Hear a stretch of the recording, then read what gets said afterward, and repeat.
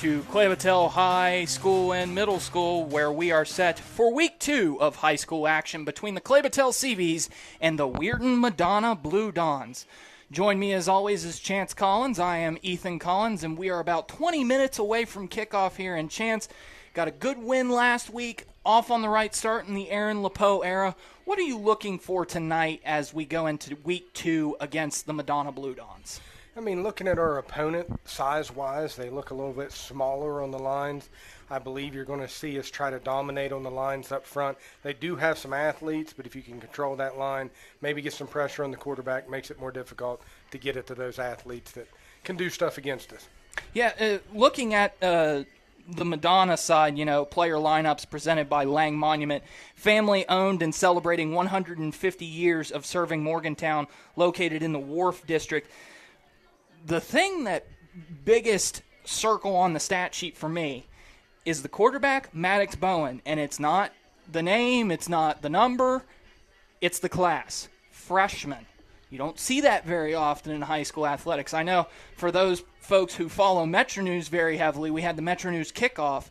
Herbert Hoover, it was Independence High School, had a freshman quarterback, but he was a lot bigger than this guy. But I will say, watching him throw in warm-ups, the kid's got a strong arm, and he's had the head coach from the middle school up to mentor him as well. And this is the first year for Coach McCune coming up, moving up from the middle school. Now that the head coach of the varsity, I believe, has retired, is what happened, and he moved up, so the kid knows the system, knows what's going on, and there's no doubt that you can look at him and tell in a year or two he's probably going to be a handful at that quarterback position. And I think they've just decided that maybe take some lumps earlier on with him as a freshman at quarterback.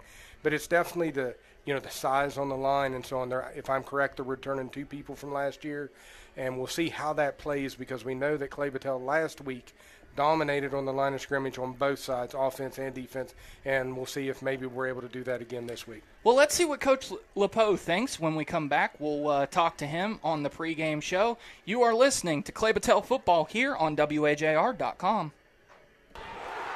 Breathing easy is key both on and off the field. At Mon Health, our pulmonary care team tackles everything from asthma to complex respiratory conditions, delivering personalized, comprehensive care. Our expert physicians work together to break down your treatment options so you and your loved ones can make the right play for your health. Ready to breathe easy? Schedule your appointment today at monhealth.com/pulmonary. Choose Mon Health. Feel the difference. Ready to stay in the game without digestive issues slowing you down? Mon Health brings state-of-the-art care and equipment to tackle your digestive discomfort. We'll help you navigate your GI playbook, from lab tests to endoscopies, with personalized care every step of the way. Don't fumble when it comes to your health. Call 304-598-2700 to get seen sooner. Choose Mon Health, the winning team for digestive care. For over 2 decades, Morgantown Power Sports has been serving Morgantown and the surrounding area, providing the highest customer service and overall value in the power sports industry. Home to Honda, Yamaha, Suzuki, Kawasaki, and KTM. You'll find everything you need for your on- and off-road enjoyment, including a full line of parts and accessories. Morgantown Power Sports, a proud supporter of high school athletics, on the mile ground or online at morgantownpowersports.com. This is Clay-Battelle High Seabees football on WAJR. Welcome back to the pregame show here on WAJR.com for the coach's interview, sponsored by HealthWorks. When your body hurts, go to HealthWorks. 7 convenient locations to serve you. And, Coach, I'm here with you, and 1-0's got to feel good to start the season. And now we've got a little bit of a tougher opponent, certainly going to test you tonight. We're really going to see how good this Clay-Battelle side is. Absolutely. They had a nice win versus Wellsville last week. They were down at half, and they fought and came back and won the game. So their team's got some character. Their team's got some grit. They got some toughness. It's a tough opponent. It's a worthy opponent. They have a number 5 that transferred from Oak Glen, plays football like a man. He's their running back and their middle linebacker. So you got to know where he's at, offensive and defensively the whole game.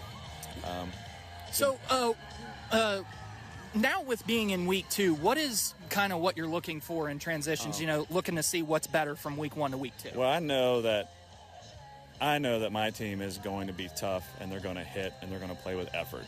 So those are things that have to happen for teams to be successful. So we are going to take care of those basic fundamentals of that. We fundamentally tackled well. We need to get better at our fundamental blocking, holding our blocks longer. We dominated the line of scrimmage, but it should have been even more. And then just knowing our plays and our playbook. We scored 44 points and did not run one offensive play correctly. So. Well, that's interesting. Yeah. This is a very interesting matchup in my eyes between the two coaches, because these are two coaches that have coached middle school before and are in their first season coaching high school. Can you talk to me about what the transition is between coaching middle school and coaching high school?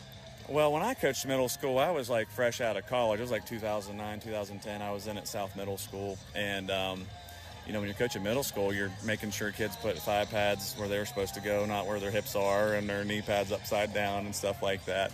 And so middle school's a lot of fun. I had a lot of fun coaching middle school.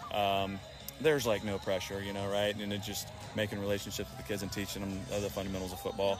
High school, most of my kids know where to put their pads. I still have a few that I'm teaching that too. But honestly, I've learned so much football between when I was a middle school head coach and now with my years down at Capital and Charleston and stuff, that it's night and day. I wish I knew back then what I know now. Well, good luck to you tonight, Coach. Thank you. All right, that's going to do it for the coach's interview. We'll be right back with the game here on WAJR.com. Game day is all about fast moves and quick action, and so is Mon Health's ER. Whether it's a minor injury or something more serious, we're ready to get you back in the game. No delays or unnecessary timeouts, just top-notch care that puts you first. When you need care, don't get stuck on the sidelines. Head to Mon Health, where fast wait times are our winning play. Choose Mon Health. Feel the difference. Visit monhealth.com for real-time wait times today. When the whistle blows, your favorite player will be ready, but will you look the part? MPB Print and Sign Superstore helps you support your favorite team or player with personalized gear. Cheer them on in style with custom apparel for teams, players, and families. Don't stop there. Complete your look with some custom bags, flags, signs, and stickers. Not going to the field? Brand some apparel for your upcoming event or fundraiser. All at mpbonline.com. A proud supporter of high school. For 150 years, Lang Monument has helped Morgantown area families honor their loved ones with beautiful monuments. I'm Rob Lang, and the dedication from my family that began in 1874 continues in 2024. From selection of granite, marble, or bronze to engraving and installation, a member of my family will be by your side for generations to come. Lang Monument, Don Knotts Boulevard, across from the Wharf District. See our selection online at langmonument.com. This is Clay-Battelle High CB's football on WAJR. Welcome back to Blacksville, West Virginia, where we are just getting set and ready to kick off. We are about 10 minutes away for kickoff between the Wierton Madonna Blue Dons and the Clay-Battelle CBs here. 2 straight home games. After this, 2 straight away games, Chance. It should be a reminder. We might be able to call a Valley Wetzel game next week. Might not. That is TBD. But we are definitely going to be able to call the cross-county rival. And I got to say, I am so excited to call a game between the Trinity Christian Knights and the Clay-Battelle CBs. That is nice. It'll be really nice for me because it'll be about half a mile from the house. You could walk. Yeah, I could walk. Do you want to walk? That's a possibility before it's all said and done. I know that there's a big hill up there. I don't know if you've ever been to Trinity Christian High School. I'll just jump in a vehicle at the bottom of the hill. I'll walk 4/10 of a mile. Yeah. So as the band's playing here with about 9:30 left to go here before we get started, Chance, let's just dive into a little bit of the X's and O's. We've heard kind of all week from coaches on both sides really say that the biggest advantage for the Clay-Battelle CBs is the lines, the big uglies, your forte, your guys out there that you love to show love for. Why is it exactly that is the big advantage tonight? Other than the size, I think it has to do a lot with the amount of rotating that the Clay-Battelle CBs can do. And I agree with that. On that line, we seen last week, Gump was able to take plays off. Statler, I think, came out even a couple plays and got some breathers. And if you're able to do that and keep that out, I was just counting players as you started off this work. There's 20 players on the Wierton Madonna side, and you're looking at, it appears to be at least 6 or 7 of them are true freshmen. That's a problem. Concerning. That's a problem if you're a coach because you want the experience, but it's also harder for you to substitute in somebody in that process. And over time, if you're able to have them big uglies up front rotating and the other smaller guys are not, it wears on them. And come the third and fourth quarter, that starts to take its tear. Now, as a plus for Wierton Madonna, I'll go on the point. They were down at half last week. They didn't allow that to keep them down. They kept coming at them, and found a way to pull off a win against Wellsville. So that goes to show their conditioning, even with lesser players. They evidently got to have some good conditioning. One more thing before we go to break, I want to talk about the two head coaches. Aaron Lepeau basically said there's not much of a transition between high school and middle school other than you got to teach different things. High school, it's more about X's and O's, really going beyond the game. Middle school, it's about the basics. Putting your pads in the right place, making sure you know how to line up in a three-point stance, what the rules are. An offensive lineman can't wear the number 3 or 15 like Patrick Mahomes if they're a center. And I tend to think that it helps to get that middle school experience because you really know how to talk to the kids in a way that they don't really necessarily understand the game as well as you do. So I think middle school is really a teaching mechanism as a way of saying this is what you need to do and here's why you need to do this. I'm seeing a lot more coaches now tell them why you need to do this because kids today, they're not just going to blindly go, okay, yes, sir, no, sir, I understand, sir. They want to know why you're doing the thing that you're doing as opposed to just go out and do it. And that goes a long ways with Coach McCune and Wierton Madonna. He was the middle school coach. He's now up. He has, even though I'm naming off at least, I said 6 to 7 freshmen. It may be a couple more than that is because some of them are highlighted, but they're not because it's a black and white instead of a other sheet. Mm-hmm. But at the same time, he has a rapport with them kids. He knows they know the basics because he was doing his job in the middle school. So now he can go straight into the X's and O's. He knows them, but he may come up. The other head coach at the high school level may not have taught. Like I remember the video I watched online of a TV network talking about Wierton Madonna. As he goes, it's the freshmen teaching the sophomores, seniors, the juniors, and the seniors what they need to do. That goes a long ways at that point in time. Like they have experience with the coach. They just don't have experience at this level. So it'll be interesting to see how that plays out tonight. If that comes, they were down at half. They fought themselves back, so they showed the grit. Now we're going to find out when they play, I'm going to say a level up in competition because everything I've read and heard from film, I've heard and other coaches talk, even the coach of Wierton Madonna feels this is a step up from, was it Wellsville last week. So it'll be interesting to see, and no knock on 100 since they're right next to us as a neighbor here, but I honestly believe the Wierton Madonna is a step up for Clay-Battelle too, and we're leading up to a very big matchup, which we'll have time to talk about next week versus Valley Wetzel. Hopefully, as long as we can get connected down Hopefully, 2-0 as well. Hopefully 2-0. Yeah, just a reminder, last week, Clay-Battelle beat Hunter by a score of 44-6. Wierton Madonna, on the other hand, also 1-0, beat Wellsville, Ohio by a score of 30-28. One more break to take before we come back here with the kickoff on WAJR.com. This is For over 2 decades, Morgantown Power Sports has been serving Morgantown and the surrounding area, providing the highest customer service and overall value in the power sports industry. Home to Honda, Yamaha, Suzuki, Kawasaki, and KTM. You'll find everything you need for your on- and off-road enjoyment, including a full line of parts and accessories. Morgantown Power Sports, a proud supporter of high school athletics, on the mile ground or online at morgantownpowersports.com.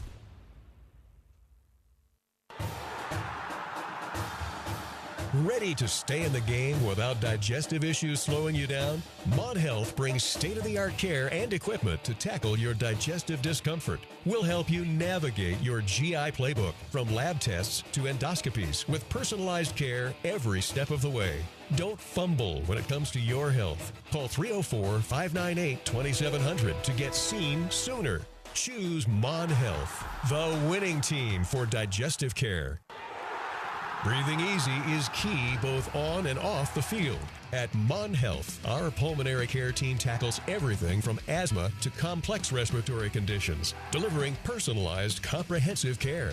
Our expert physicians work together to break down your treatment options so you and your loved ones can make the right play for your health. Ready to breathe easy? Schedule your appointment today at monhealth.com/pulmonary. Choose Mon Health. Feel the difference. Health works for you, for rehab and fitness too. When you attend football games, do you rush to get a seat at the back of the bleachers for back support? Back pain is a common problem and can often be relieved with physical therapy treatments. If you have back pain, see your doctor and ask for a physical therapy prescription. Then see the physical therapy professionals at HealthWorks. With 9 nearby locations, finding quality care doesn't need to be a headache. HealthWorks Rehab and Fitness, Morgantown, Westover, Cheat Lake, Blacksville, Smithfield, Waynesburg, Fairmont, and Buchanan. When your body hurts, go to HealthWorks.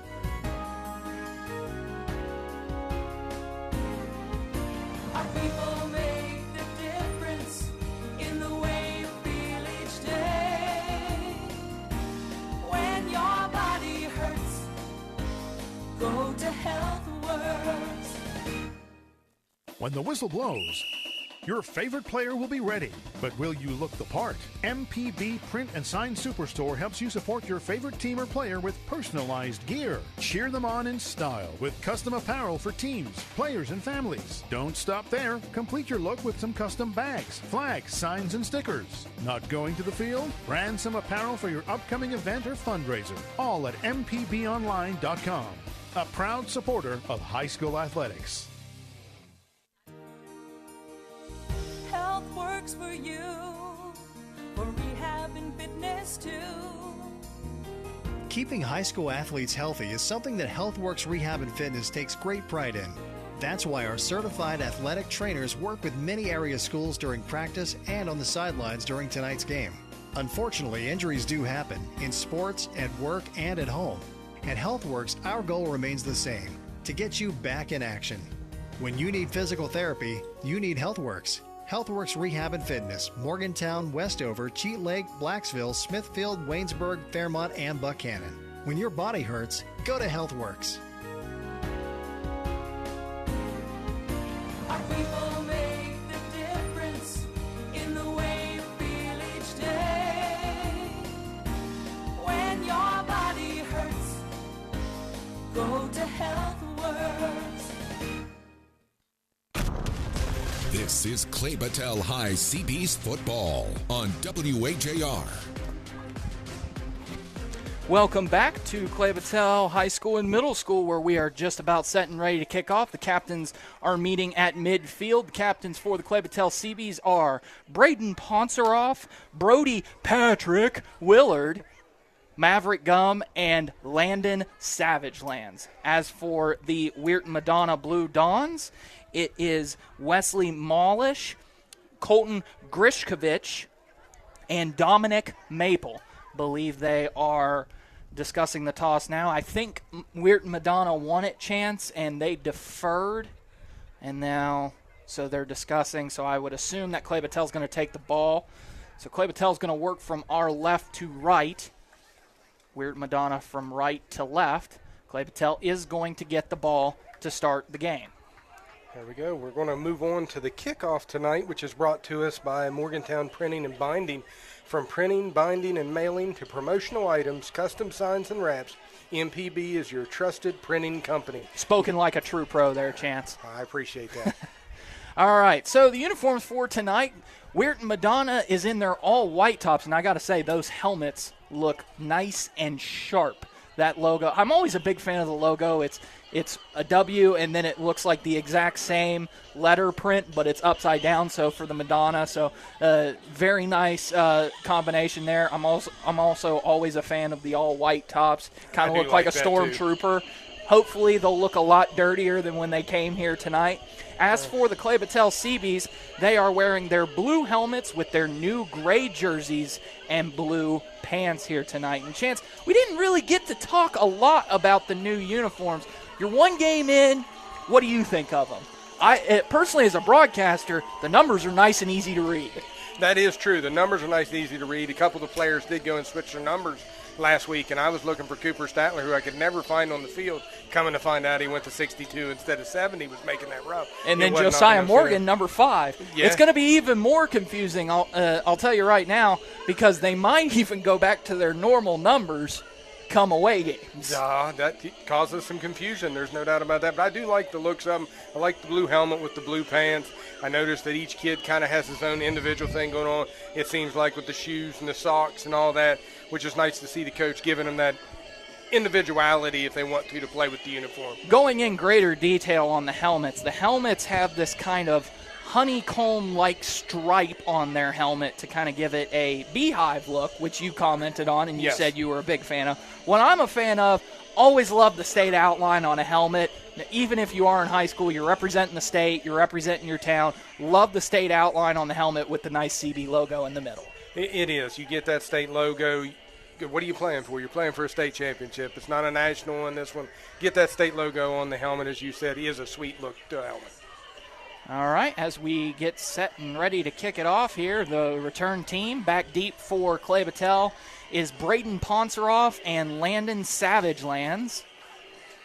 Ponceroff not wearing the gloves. No, we thought he might switch on the gloves when he is guaranteed to be carrying the ball or on defense, but electing not to go with the gloves tonight. Kicking off for Madonna is Christopher K.J. Ward as he raises his hand up in the air. Kicking off from the 40, boots it with his right leg, a sky-booming kick, and we are underway. Landon Savage catches it at the 15. He cuts across to the 20, goes towards the sidelines to the 30, and is brought down by number 11, and we got a flag on the play. Matthew Gear was the one who brought him down, but there was another guy that kind of came in a little bit late, so that's probably going to add another 15 yards there at the end of the play. That's going to be Grishkovich, if I'm pronouncing that right, and I do apologize if I'm not. But, yeah, at the end of the play, what happened was Grishkovich tried tackling him with a shoulder. Savage didn't go down. I think he was a little bit frustrated about it. When he did get taken down, he decided to jump on top of him and put his forearm to the side of the helmet. Well, it didn't take long to get our first penalty of the night here on either side as the opening kickoff gets a late hit. And it does add 15 yards to the end of the run as a dead ball foul. So instead of taking it at the 31, you're going to take it at the 46. Nice field position for the Seabees. That is nice field position. That was an awesome kick by the kicker there. It was, but also a very good return by Landon Savage. It was. There was a lot of good things happened on that play with one bad thing. Depending on who you're with, it was a bad thing is what I would say. But lining up so far here, it looks like Landon Savage is going to come out. Caleb Snodgrass is going to come in for the Seabees. They line up in a spread formation almost. No, they're going to line up with two running backs, Tyson Price, the tight end, and then we got Damian Toothman and Josiah Morgan at the wideout positions. A little handoff here to Maverick Gum. Maverick gets across midfield, tackled across the 50 down to about the 45, and just like that, a 9-yard gain and into a territory start. That was a nice start. You've seen awesome blocking up front by the offensive line. Really opened up. Gum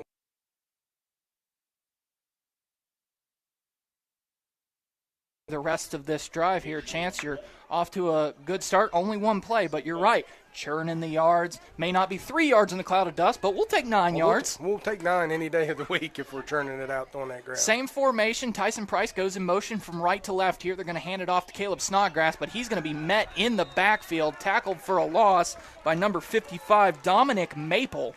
That is a big boy getting across that line of scrimmage and tackled just at the 49-yard line. That'll bring up 3rd down and 5 here for the Seabees. Snodgrass looking a little hesitant as he got that ball. He was looking for a little bit of space to cut through the line. Nothing there, and just met in the backfield. But a good tackle there by Maple. 10:40 left to go in the opening quarter. Still 0-0. This is the first drive. 3rd down. Fake the handoff here. It's going to be a pass to Tyson.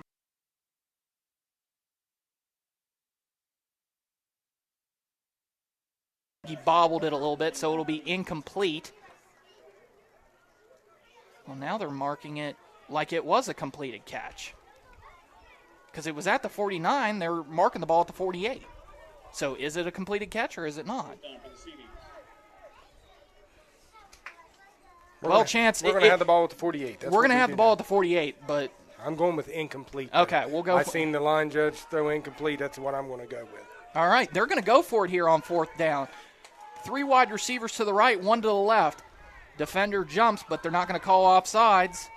Going with a hard count here. They're looking for it. They're going to call a timeout. Trying to just jump them off sides there. Didn't get the bite.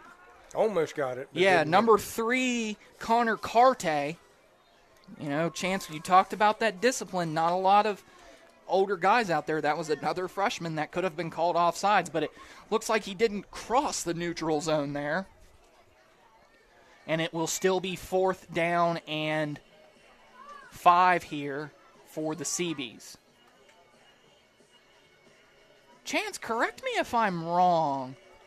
Did we punt last week? We did have a couple punts. We did punt? Yes. Okay. Because I can't remember if we punted last week. I'm pretty sure that we did a couple times. Some additional football action. The mighty Seabees will be playing here tomorrow night. They are looking like they're going to go for it, though, again.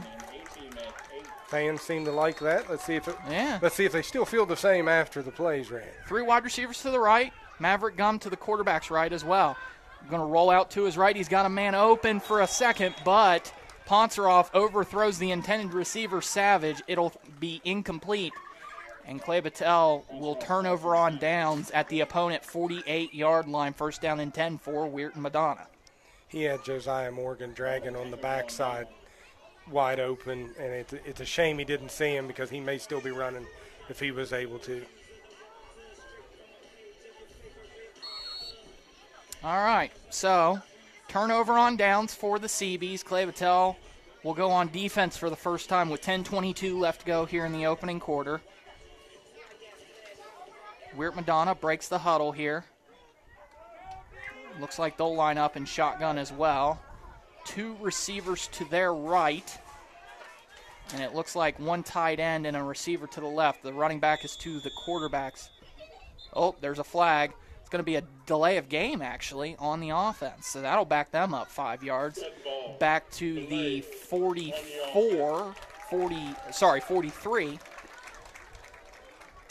Chance, this is what it could come down to is silly penalties, procedural penalties as well.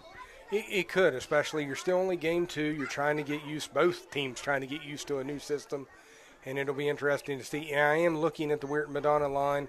They've got a couple big boys on the right side, but this left side is a lot of skinny kids that if you're able to get some pressure on that quarterback would be nice. All right, they're going to motion one of the wide receivers to the right, to the left, but the quarterback's going to tuck it and run. He gets some space, but he's met by a couple guys just past the original line of scrimmage, and he tiptoes out of bounds. Does get pushed out of bounds, but he does get a gain of about 6 on the play, so it'll be 2nd down and 9 here nice for play Madonna. By Maverick Gum and Cooper Statler on the stop there. I did say that Cooper Statler, I feel like, is going to have a game tonight. It just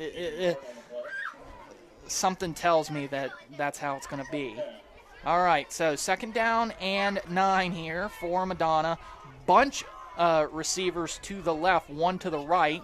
It's a pistol formation. They're going to toss it to the running back. He's got some space. He gets across the 45. He breaks the tackle. He's loose. Over to the 20. The 15 pushed out of bounds at the 10 by Tyson Price. That is Molish on the carry. And Molish really showed the elusiveness and speed there. He is a big guy, but you can tell he's got some speed as well. Tyson Price holding his arm, and he's going to ask for a substitution here. It's 43 yards on the carry for Molish. That definitely erases the Clay-Battelle's got to call a timeout here because they can't get a substitution. Here comes Caleb Hall out now. Yeah, Caleb Hall in. Tyson Price looking a little shaken up on the play there. Caleb not having the best of nights. I know he ain't going to like me talking about this, but he did not get in on the substitution on the injury. And as they came through the tunnel tonight, he decided to fall down twice as he come through the tunnel. He tripped on about the 15-yard line. It's every freshman's worst nightmare. It is. I feel bad for calling him out on it, but at the same time, he gave me the opportunity to bring it up by not being ready to run in as a substitute. 10:01 left to go here in the first quarter. Madonna has the ball inside the 10, actually at the 8-yard line. Chance, what was that a gain of on the play? 43. 43 yards by the running back Wesley Molish. So it'll be first down and goal here for Madonna. Now this could condense the field a little bit and not allow Madonna to maybe, if you can force them to 3 here, I'd consider that a win.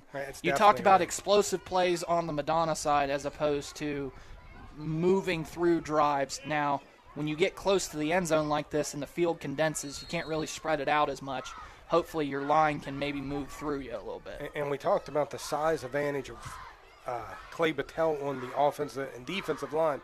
The receivers of Wierton Madonna are huge, and they use that with that trips package there with the 3 wide receivers to the left to make good blocking to open them up. Pistol formation with a fullback and a running back. They're going to hand it off again to Molish. Molish gets very close to the goal line, but he's going to be marked down at about the 2. So it'll be second down and goal here, and boy, they're making things look easy. They are. Clay-Battelle's got to make some adjustments at this point in time. There is no wide receiver covering the slot guy to the right. Fumbles the snap. Quarterback's going to have to take it himself. It's going to result in a loss here. So Clay-Battelle gets a break on a miscue there by Madonna. And this might be what you see here tonight, Chance, is discipline versus talent and raw athleticism on one side to the other. Agreed. And, I mean, you're going to see mistakes. You're going to see at times, I think, maybe the line take over, and then you're going to see the skill players take over for Wierton Madonna at times. It also should be mentioned, the quarterback is also having to run to the sideline to get the play from his head coach and then go over to the huddle. They're breaking the huddle here with only 10 seconds left to go in the play clock. 4 wide receivers to the left here. They're going to throw a quick little screen pass to the wide receiver, and he's into the end zone. That is number 2, Andre Crossland, and that was just too easy there for the Blue Dots. So with 8:42 left to go in the opening quarter, Wierton Madonna takes a 6-0 lead over the Clay-Battelle Seabees. It was almost like the Seabees didn't really know what to do on that play. Yeah, he walked in once he caught it at the 4. It seems they're going to use, just looking at the first drive here, they're going to use their size at receiver to their advantage, knowing they ain't got the size down in the middle. Yes, he broke that 42-yard run, but I think it was more the receivers blocking that opened that up. KJ Ward made that extra point look easy here as they take a 7-0 lead. And you just hope that Clay-Battelle, 100 scored on their first drive last week, on their second drive, but they scored early in the first quarter. You don't want to get too down on this. There's still a lot of game left to go here. And by the way, I did see Braden Ponceroff have gloves on, and then he took them off for the special teams play. So let's see how they do here and respond after going down 7-0. This will be the first time they trail all season, Chance. It is, and, that is something they got to think about. You're going to have the mental aspect of the game starting to come into play, but as you said, plenty of time left, either team, to make a push here. You also go look at Wierton Madonna, who I don't know if their 6 points were before the 22 by Wellsville, but this may be their first time being up in a game early, so it's also a chance to see how they may react to that.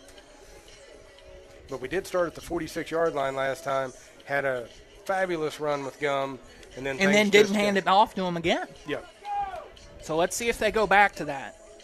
I think maybe the the loss by Caleb Snodgrass kind of put them off schedule to what they wanted to do. Nevertheless, here, Madonna set to go and kick off here. Nice little pooch kick here. Another good kick, though. And Landon Savage has a little bit of trouble with it. He picks it up finally and is going to go backwards as number 4, Nebraska, wraps him up.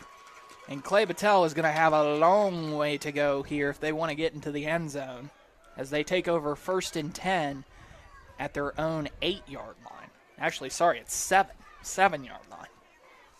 It'll be interesting to see what Coach does want to do here. I'm sure you're probably going to see a big dose of Maverick Gum. I feel like that's what he's going to go back to. You got 8 yards off the first carry, and let's see how it goes from here. All right, they line up with a running back on each side, Maverick Gum to the left, Snodgrass to the right. They hand it off to Gum, over to the left, gets pulled down. I thought that might have been by the face mask, but I guess it was the shoulder pads. Does get a solid, actually, no, it's only a gain of about 1.5 here. 2nd down and 8 for Clay-Battelle.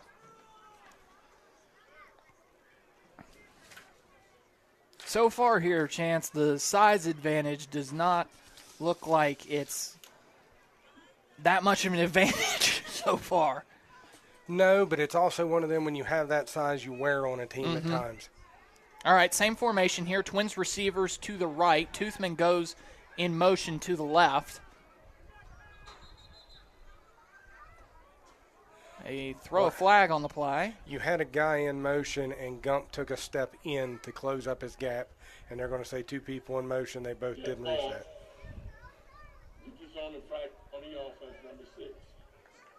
Or I could be wrong on that one.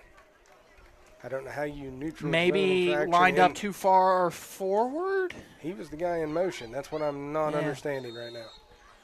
Well, that's the first procedural penalty of the season. And not going the way you want to here if you're Clay-Battelle as they line up on a 2nd and about 14 at their own 5-yard line. Wide receiver on each side, a running back on each side. Caleb Snodgrass takes the handoff, and he is going to be met in the backfield by, I believe, Wesley Mollish. We're calling his name a lot, and we've been backed up now to the 1. Actually, sorry, the 2-yard line. It'll be 3rd down and a lot. Just getting absolutely manhandled at the line of scrimmage. We are getting manhandled. They're using their speed and just cutting into the gaps.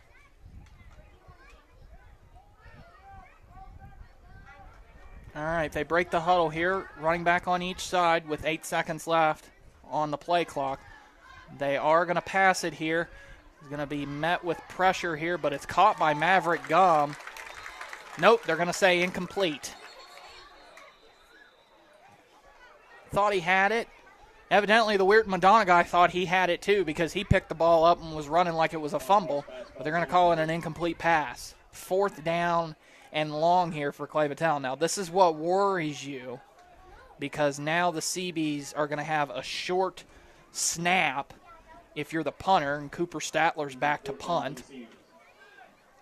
I agree with you. I mean, it puts you in a really peculiar position. You know, if you're Wierton Madonna, you can pressure the kick, or you can also look back and they've set up 2 of their athletes deep to return. All right, they are going to boot it away here. Nice kick there by Cooper Statler. It bounces at the 30, across the 40, across the 45. Going to go out at the 49-yard Good line. roll here for Clay-Battelle. They gave him a nice spot of the 50. Yeah, it's going to be at midfield here. And Wierton Madonna will take over with 6:39 left to go in the opening quarter. Clay-Battelle trails to Wierton Madonna by a score of 7-0. Madonna with their 2nd drive of the game so far. Their first drive was basically highlighted by I believe it was a 43-yard run by Mollish. And that put them in goal-to-go territory. A nice little quick screen pass there to the wide receiver, Andre Crossland, for the touchdown. Things are just being too easy right now for Madonna. Yeah, this defense needs to step up and make a play for us and get our offense a chance to come back out here and try to make something happen. All right, they break the huddle here. Got 5 seconds left to go on the play clock. 2 wide receivers on each side. They motion the receiver from the right to the left. They hand it off to Molish, and Molish, that is starting to look like the size advantage that we really thought it would be. Defense got good penetration and actually tackled him for a loss there. It'll be 2nd down and 11. I've seen them send some linebackers, too. They pressured with some linebackers up that middle also. So it looks like Coach is putting a big emphasis on you're not going to beat us up that middle with him. So look for something maybe outside here. I could see that. I could see him right now. They're spreading 4 wide now. They're going to try to get a Trips little to bit the more left. room. Wouldn't be surprised to see that screen pass again. All right, trips receivers to the left, 1 to the right. The running back is to the quarterback's left side. Quick little curl pass here. Complete to Andre Crossland, but a nice tackle there by Braden Ponseroff. Catches him short of the sticks because if he would have broken that tackle, Crossland might have still been running, and it'll be 3rd down and manageable, though, for Madonna. 3rd down and about 4. Yeah, I'm trying to look at our defense. We only had 1 defensive back over here with 3 receivers and a safety. I know we're playing bunched up on that line because they broke it open, but that's given a lot of respect there. 3rd down and 4. They put 2 receivers on each side. The running back is to the quarterback's right. Claps his hands, drops back to pass. He's going to get pressure, rolls to his right. Maverick Gum on the pressure. He throws to the intended target, and he catches it. Caleb Snodgrass gets his tackle broken, and Wierton Madonna is going to go into the end zone. Colton Grishkovich for the touchdown. That was 46 yards on the reception for a TD. That is exactly what you wanted if you were Clay-Battelle. You got pressure. You forced the freshman QB to make a decision, and I'll tell you what, he made a great throw on the run. Throwing almost across his body. The defensive back was there. Yeah. Actually, maybe even hit him a little bit early. He just keeps his control, and then not only does he keep in control, he keeps his balance and is able to go all the way to the end zone. Yep. All right, extra point pending here. Madonna has a 13-0 lead. Kicker made it easy last time. KJ Ward. And I'll tell you what, easy this time. He looks like he's putting no effort into those kicks, and it's going about 40 yards. It is good, and Madonna takes a 14-0 lead. We'll take a quick break here, and when we come back, we'll have the rest of the game here on WAJR.com. For 150 years, Lang Monument has helped Morgantown area families honor their loved ones with beautiful monuments. I'm Rob Lang, and the dedication from my family that began in 1874 continues in 2024. From selection of granite, marble, or bronze to engraving and installation, a member of my family will be by your side for generations to come. Lang Monument, Don Knotts Boulevard, across from the Wharf District. See our selection online at langmonument.com. This is Clay-Battelle High CB's football on WAJR. Welcome back to Clay-Battelle High as we are at 4:52 left to go in the opening quarter. Madonna leads by a score of 14-0 over the Seabees. Chance, we were talking during the break. You said crucial drive here coming up for the Seabees. Why is that? It's crucial because you're down 14-0. We definitely don't want to give them a chance to go up by 3 TDs. They've got a field goal kicker, so you almost already have to start looking at it as a 3-score game because we're not guaranteed on the extra points. They appear to be. We need to go down and get this game is lacking hugely. I agree. Good place to start would be a good special teams play. Nice little squib kick there for Madonna, but Maverick Gum's going to take it at the 35. He's got some space across the 40. Trucks a man. He's got some open space. Can he beat them in a foot race? He trips over his own feet, but is in the end into the red zone and down at the 15. Actually, they're going to mark him at the 14-yard line. Exactly what you wanted if you're Clay-Battelle. I bet you they'll never try that squib kick again, will they? I know if they squib it, they ain't squibbing it to that guy. That's what I can tell you. But there's somebody on Wierton Madonna right now looking for the licensing plate of the Mack truck that just went through the middle of the field. They have yet to find it at this point in time. Well, all I can say is that it was time to buzz the tower. It was. It was time for a flyby. All right, under center here for Clay-Battelle. They're going to hand it off straight to Maverick Gum. They're going to keep feeding the man. He does get tackled at about the line of scrimmage, but he does fall forward and gets a gain of about 2 yards there. That is what might be crucial here if you're Maverick Gum. 2 yards, fall forward, because that's going to result from 2 to about 4 or 5. Yes, a good-sized kid. You just try to do it. 46 and 43-yard catches and runs are great. You know what's just the same? 10 4-yard runs. Under center again here, 2 fullbacks. Maverick Gum, the lone man in the backfield. Same play here to the left side. He gets across the 10, falls forward at about the 9.5, 8.5. So it'll bring up 3rd down and about 4 here for the Seabees. Very manageable. It is very manageable. And it's obvious 4-down territory, too. They end up sticking Cooper Statler in as a fullback on that play, and he leveled a kid. I'm sure that the linebacker for Wierton Madonna right now is hoping they don't see that play too many more times tonight. Tyson Price is the tight end to the left. Cooper Statler lined up as the fullback again, along with Cameron Mercer. They're going to hand it off to Maverick Gum, and he is going to be met.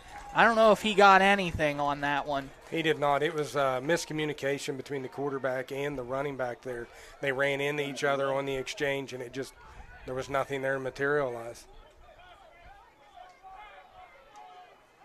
We are down to now, we said a crucial drive. Now we have a crucial 4th down play.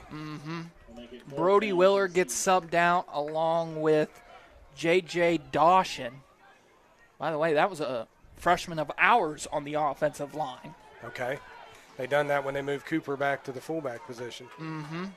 Shotgun formation, Maverick to the quarterback's right. Snap is a little high. It goes over Braden Ponceroff's head. He's able to corral it, throws it towards the end zone. Almost caught, but broken up there by Andre Crossland. Had his eyes on the quarterback the whole time. Tyson Price, the intended receiver. Hey, the defender has as much right to the ball as you do. He does. It was a clean pass, clean deflection, and Wierton Madonna takes over at their own 9-yard line. So now, if you're Clay-Battelle, I don't think it's dead just yet because you have the ball back in their own territory. Lots of opportunities to make a stop here, but things are looking a little bit desperate if you're the Seabees. Yep, you're playing uphill at this point in time. You need a stop. You can't allow them to go down and score here because you just had it at the 14-yard line and wasn't able to put it in. At some point in time, it'll mentally start to play with the kids. They are still pulling the play here for Clay-Battelle. They're down to 3 seconds on the play clock. And this is what I mean. They don't have any signals. The coaches are only able to go to the 25-yard line. The ball is at their own 8. Guys got to run halfway across the field. So that's probably another 25 yards. Kids running 50 yards just to get the play in. Each play. And if it's that bad with their starting quarterback, you really wonder if he gets hurt, how much longer that exchange is going to take. So a timeout being used here by Wierton Madonna. They do not take the penalty as they're up 14-0. But Wierton Madonna has only 1 timeout left to end this half. But with the way they've been able to move your offense, it looks like the hardest thing they've had going for them is getting the play in. It is, but at the same time, with only 1 timeout left, it only takes one more miscommunication before you start taking 5-yard penalties or you start running. You just holler at them and say, run whatever you want, which can turn into a circus at times. 2:32 left to go in the opening quarter as Clay-Battelle trails by a score of 14-0 over Wierton Madonna. 1st down and 10. Madonna has their 3rd drive of the game, both drives resulting in touchdowns. Both by pass plays, by the way. It is. Got 2 TDs by the quarterback for Maddox Bowen. All right, they break the huddle here. Pistol formation with a fullback to the right and the tailback behind him, a wide receiver on each side. Quarterback claps his hands. They're going to drop back to pass here. It's a deep ball, laying it out there, and it's going to be an easy catch. Cuts across the middle. He's got some space. It's a foot race. Tyson Price almost strips the ball away, but the receiver's able to corral it.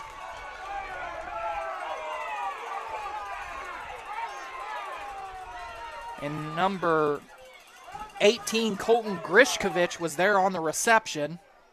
And Braden Ponceroff is a little bit shaken up on the play.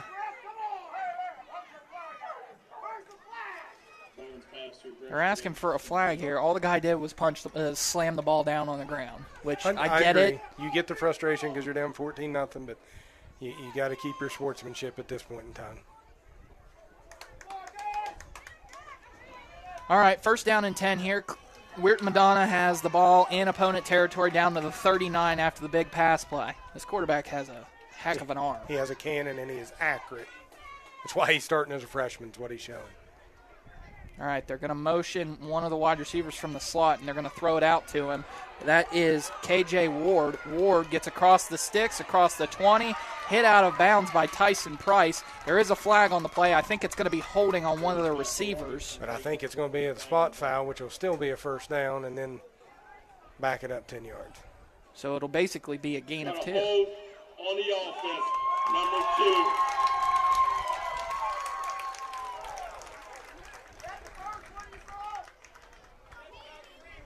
All right.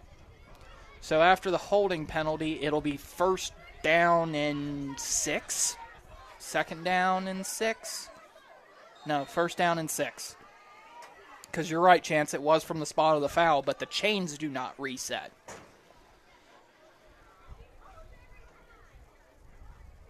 All right, first down as they break the huddle. Looks like 2 receivers to the left, 1 to the right. Actually, 3 receivers to the left. Running back is to the quarterback's left. Nice little swing pass there to the running back, Molish. Molish has got some space. It's too easy for Madonna right now as he cuts across into the 10 down to about the 8. It is way too easy for them right now. It's a 31-yard reception. Who was that on the catch? Grishkovich again, or was it Cross? No, that was Molish, the running back. Molish, okay.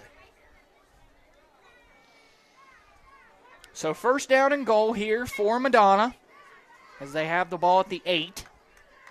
Defensive substitution there for the Seabees. 2 receivers on each side. Molish is to Maddox Bowen's right. They motion their slot receiver from the left to the right. Behind the line of scrimmage, they're going to say a false start here. A lot of motioning by this Wierton Madonna side. Number 52. They're going to say a false start on one of the offensive linemen. I honestly believe that might have been the center. It'll be interesting to see here. I mean, they're moving it so easy. Yeah, it's just not going to matter. Any kind of stop will be a positive for the boys, even if it is a field goal, because that guy during them extra points right now, he's easily within his field goal range. Under 10 again as they break out of the huddle. Mm-hmm. Bunch receivers to the right, close. They line up in a pistol. Nice little reverse pass here to, I believe that is Crossland. And he is tackled inside the 5 to the 3. So a 10-yard run by Crossland. They are just churning way too many yards here.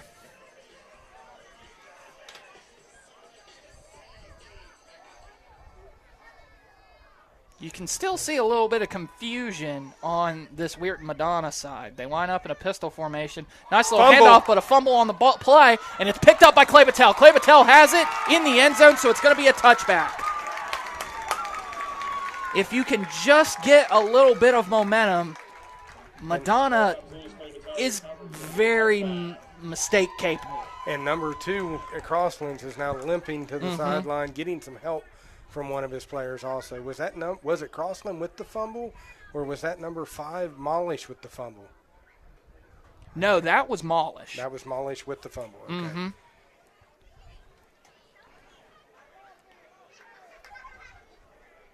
Cooper Statler's out there. He's acting like he's ready to go. Well, this game just changed. Yeah. Drastically. If you can find a way to go down and score, you went from almost, you hate to say it in the first quarter, but you want to say almost like game over, like it was going to take a miracle comeback, to hey, we go down and put it in now, boys. It's 14-7. It's a whole new ball game. All right, 14-7 here with 4 seconds left to go in the opening quarter.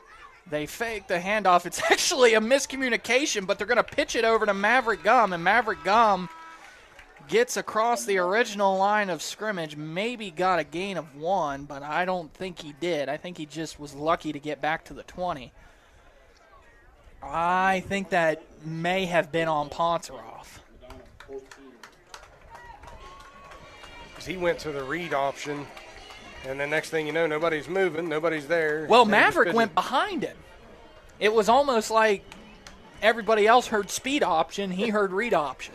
You know, it goes back to what LePeau was saying in the coach's interview. He said they scored 44 points and didn't run and play correct. Well, this team's telling you if you don't run plays correct, you ain't going to do, you know, your athletic ability is not going to beat us by itself. So that was the final play of the first quarter. Madonna leads by a score of 14-0 over Clay-Battelle.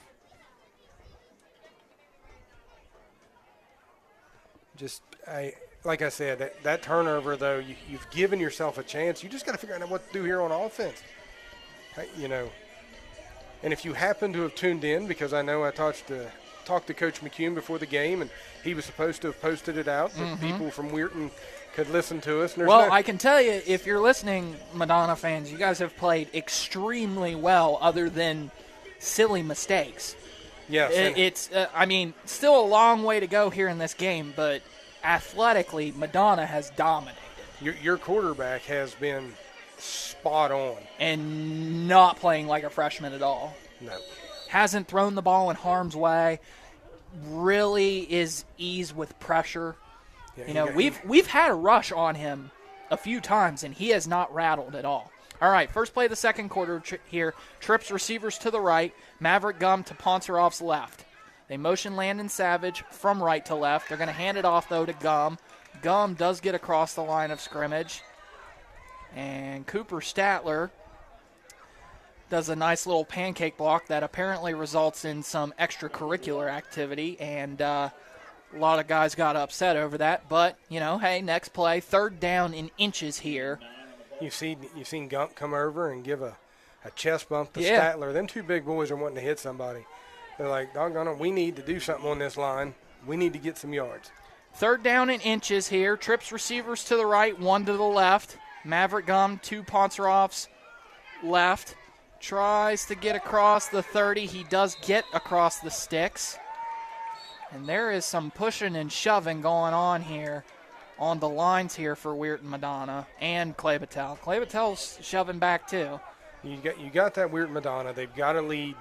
They've got a little thing. It's almost as if, you know, you're trying to get the other team to do something stupid. Yeah. Get a penalty, put them in a position where you can hold them, get it back to your offense because you know you were that close to going up 3 touchdowns. Maverick Gum is going to sub out here on offense. So we'll see what that does. Be interesting to see what they decide to go with. I think at this point in time, maybe you run the option with Ponceroff and see if you can get him in the open field with his speed. Snodgrass is to the quarterback's left. They line up trips receivers to the left. They motion Tyson Price from left to right. They're going to hand it off to Snodgrass, and Snodgrass actually, he did get a yard, so second down and 9 here for Clay-Battelle.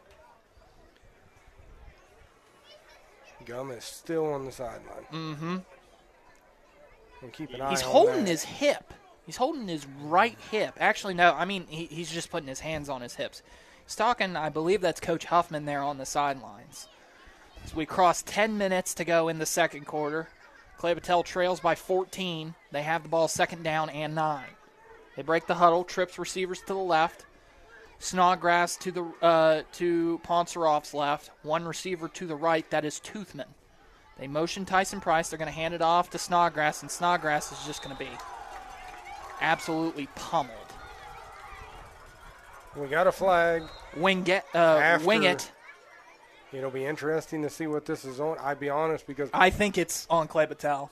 I mean, there's pushing and shoving on both sides. It will be interesting to see. He is looking at the Clay-Battelle jerseys. That's not a good sign. Big ball, unsportsmanlike conduct on the offense, 62. Big ball, Unsportsmanlike contact on the defense, number 3. It's going to be offsetting. Yeah, it's going to be personal offsetting. foul. Statler's And it's both after the play, so that was actually a loss on the play, so it'll bring up 3rd down and 10. Probably going to pass here for Clay-Battelle. Statler's going to have to figure out a way to keep his cool out there right now. He's going to be a crucial part of this game if we're to get back into it with his blocking. Looked like they were going to bring Snodgrass back in, but doesn't look like they're going to now. Looked like they were going to bring out Savage. 10 seconds left on the play clock as they break the huddle. 2 receivers on each side. Toothman the slot to the left. Savage the slot to the right. They hand it off to Gum. Gum is going to get across the 30, and that is it. As it'll be 4th down here. The line to gain was the 39.5. I already see the punt substitutions coming on. And it's 4th down and 10. No penetration there on either side. You just really thought that the offensive line was going to be a distinct advantage here for Clay-Battelle, and it has not been there. It's been the total opposite. Yeah. Statler to take the punt. Nice little spiraling punt as it goes right to the returner, though, and he's got some speed. He gets across midfield, across the 40, over to the 30. Tackled by Snodgrass at the 20, across the 25, over to the 21. And that was the kicker, KJ Ward. That would be a 41-yard return. That looked like that was number 12 on the play, which would be McCartney? I think that was KJ Ward. Was that KJ Ward? Yeah, okay. I think that was KJ Ward. So 1st down and 10, just outside the red zone on the 22 in opponent territory. 8:19 left to go in the half. Scores already 14-0. Shotgun formation, 2 receivers on each side. The running back is to the quarterback's right. Motion the slot receiver left behind the line of scrimmage to the right. It is KJ Ward. Ward gets tripped up by Maverick Gum and falls to about the 23. Sorry, no. The 18-yard line. Gain of about 5 on the play, 2nd down and 5. Who was that on the run there, Ethan? That was KJ Ward on a little swing pass. You can call it a run, you can call it a pass. Well, yeah, it went backwards. That means it qualifies as a run on my stat sheet, so. 8 minutes and counting here.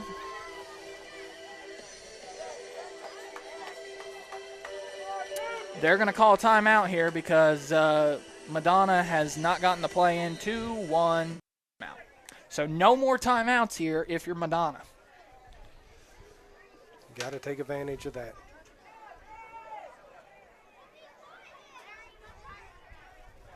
There's got to be some kind of adjustments right now that are being talked about. If you're Clay-Battelle now, you just want to minimize the damage as much as possible, and then hopefully you can get into the locker room and make adjustments. I agree. You either got to find a way to get on the end zone on offense, or you got to find a way to make sure they don't get in the end zone here.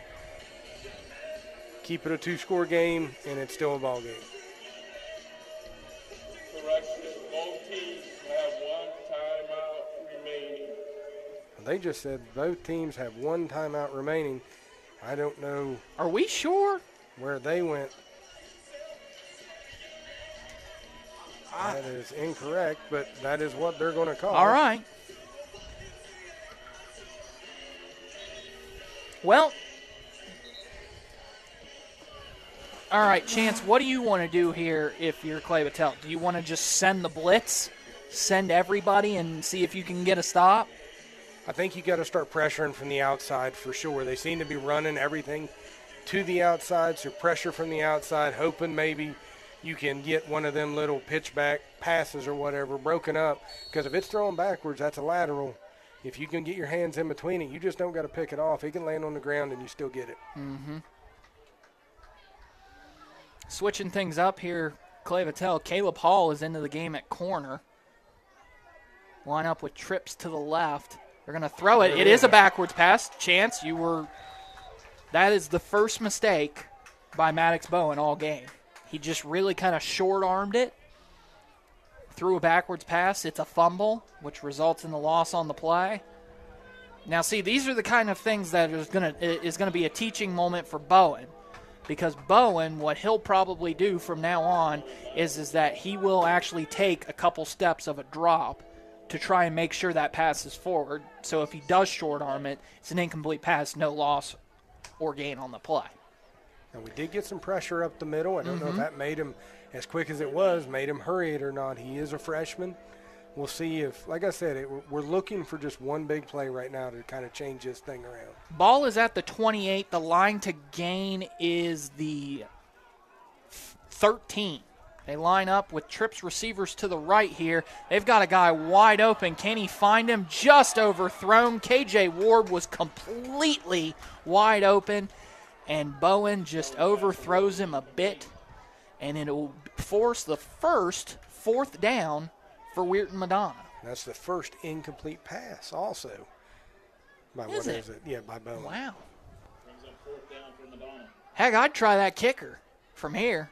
I think they can get it, too, for that kicker. But at the same time, though, you've shown that you can pass. You can pass just as easily. So it doesn't matter if it's 4th down and a mile. Go towards the end zone, see what it comes down with. Heck, you might just want to throw up a jump ball to one of these tall receivers that they got here, see if they can come down with it. 2 receivers on each side here. There's going to be a flag. Going to be a false start on Madonna, I'm pretty Yep. sure.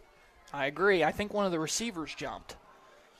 We're, So that's going to back it up from the 28 to the 33. The line to gain is the 13. So it's 4th down and 20 here, if my math is correct. Sorry, English major. Yep, nope, that's what they got up on the scoreboard too, so I'm going to agree with you. It's a long 20. Yeah. Looking at it. You just say throw something towards the end zone if you get to the sticks. Great. 2 receivers on each side here. The running back is to the quarterback's right. Snap is good. I'm going to throw it down the field. They do force some pressure. Tipped away by Tyson Price. Ponceroff tried to come down with it, but Tyson Price did the right thing. He said, I'm not going to try and pick this off. I'm just going to swat it away because it's going to be better field position than any return you're going to get. And Ponceroff is like, I can get on the stat sheet. Yeah. But, it was the opposite of it. Yeah. But at the same time, it was out of his reach, so that did work to our favor. Another break if you're Clay-Battelle. And You're right. hanging in You're here. absolutely right, Chance. If you can just get some yards going here, You're hanging right in there. back in this game. You are going to wear on this team if you can just stay in the game. 6:29 left to go in the first half here. Ball is at the 33, 1st down and 10 for Clay-Battelle at their own 33. I would like to see us run the option to one side or the other. I feel like we've been hitting it up the middle a lot. Let's see what the option can do to one side or the other. All right. They're going to drop back to pass here. He's got Toothman open, and he just drops it. Pass was a little low, but Toothman probably should have been able to corral that there, but that's all right. You had a guy open.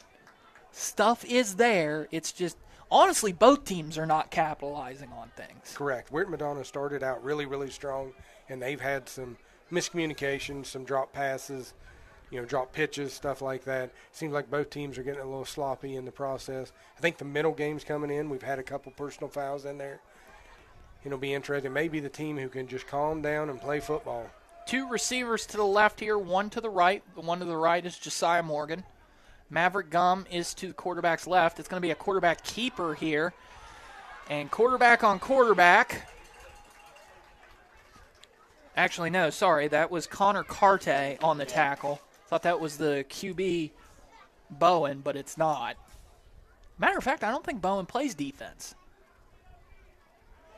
No, he does. I see him. He's out there. By the way, little injury update on Andre Crossland. He is still on the bench, sticking one leg out, and they are working on the right knee. So that'll be something to watch out for here in the second half. Trips receivers to the right, 1 to the left. Maverick Gum is to Ponceroff's right. They try and fake the handoff here, and it's going to result in another loss on the play. And Ponce may have just hurt his knee, leg. Mm-hmm. The NFL outlawed what that kid just did for a reason. And he is back up on his own accord. He is trying to limp off. He is jogging off. He's tough. He's one tough kid, man. He is jogging off. He's like, I'm all right, I'm all right, I'm all right. LePau's trying to call him over like,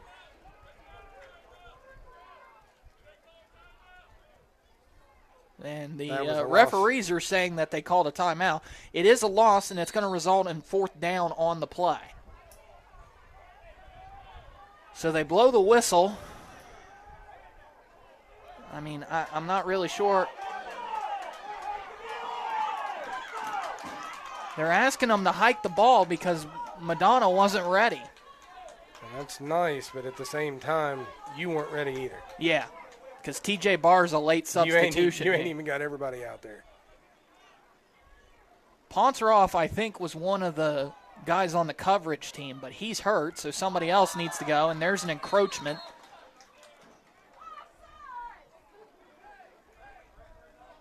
That was number 4, Angelo Nebraska, on the encroachment. On the defense. And he is beating himself with his helmet because I think he knows that he needs to probably just ease down on the aggressiveness here because you're up 2 scores. Cool, a block punt would be nice on the stat sheet, but I think you had a 41-yard return the last time. Exactly. If I was Coop, I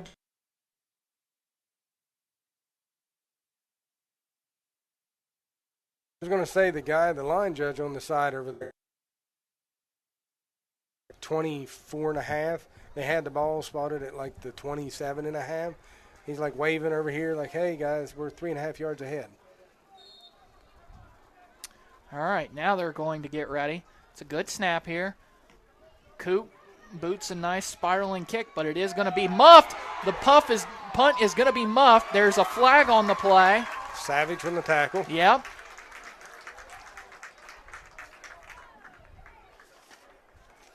Chance, do you have a penalty count by chance? I do. Who's this one on? And then I got right now. I think he just dropped it. 2, 3, 4, 5. I have 5 on Madonna, and I have 2 on Clay-Battelle. How many penalty yardage? I do not have yardage. Oh, you don't have yards? I can tell you 2 of them were personal fouls on Madonna, and 1 of them was a personal foul on the Do you think penalty yards is more than we have offensive yards right now? We being Clay-Battelle. Yes. I almost can guarantee. 1 of them 15-yard penalties, maybe more than that. Yikes. I don't think we have a first down yet. Wow. All right, 1st down and 10 here for Wierton Madonna. They're going to throw a deep ball. Savage on the coverage, and he does break it up. He went to the Savage lands and got denied. Yep. Good the thing that I love about Savage is that despite his size differential, he really does play the ball and make himself big out there.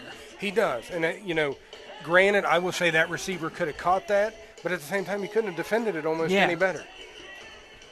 But that quarterback threw that ball perfectly. Somebody needs to get in there and get a hit on that quarterback because right now he's playing pitch and catch at 40 yards, and that could be a major issue later on in the game. It's already been a couple times this game. But they're at 2. They're at 1. They're going to have a delay of game. They're going to give them that 4th timeout. All right.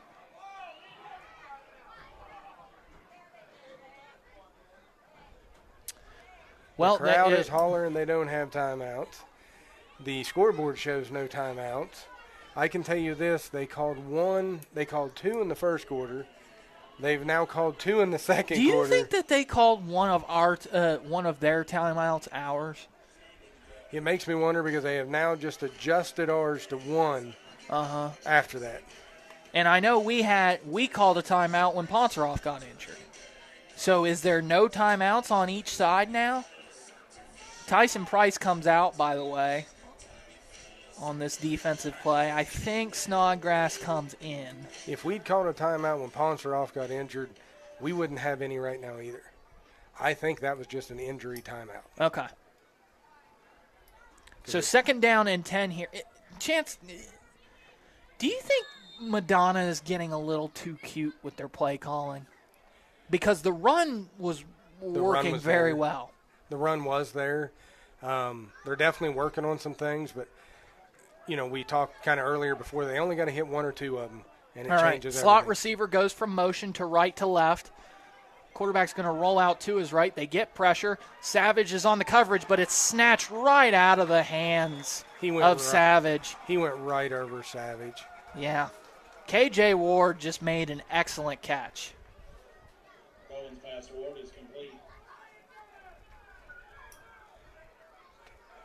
Wow. I have honestly, I've never seen Clay-Battelle get this manhandled in the passing game. It is shocking to see, and I agree with you. I have not seen it since started announcing games 3 years ago with you. They fumbled snap, and it's going to be a loss on the play. That is number 55, Carson Moore. So it does result in a loss. Madonna is behind schedule, but they've also shown that they can get the yards back in a flash. Like I said, just got to keep them out of the end zone right now. It's 4 minutes left to go. Trips receivers to the right. The lone receiver to the left is number 6, Luke Wingett. They're going to actually do a quick little pass this time to, I believe that was Connor Carte, and he gets a few yards. And it's 3rd down and about 6, I want to say, for Madonna. The line to gain is about the 19.5. They're at the 24.5. Cooper Statler comes out here, by the way, for Clay-Battelle. So that's a little bit worrying. Trips receivers in a bunch to the left. Running back is to the quarterback's left. Another low snap. Quarterback gets pressured. He throws it incomplete. Nice hit there by Maverick Gum. And to tell you the truth, that's exactly what you need to do if you're Clay-Battelle, because he has been very, very easily able to get a throw off. And once again, Chance, you're at, is that 34 seconds or 3.4? 3:43. 3:43. Crossbar's blocking the 3 for you. But we got 3 minutes, 43 seconds left. Okay. 4th and 5 from the 25. Does look like they're going to go for it. Pistol formation, bunch of 3 receivers, and we jumped off sides. I don't think that's going to get the first down. I think that's going to be 4th and inches. But Ball encroachment on defense. Should be a first down. Well, the referee says it should be a first down, but it's not a first down. It's still 4th down. It's 4th and about a foot. 3:43 left to go here in the first half. 14-0 Wierton Madonna. Wierton Madonna feels like they have dominated this game with the eye test, but still are only up 2 scores.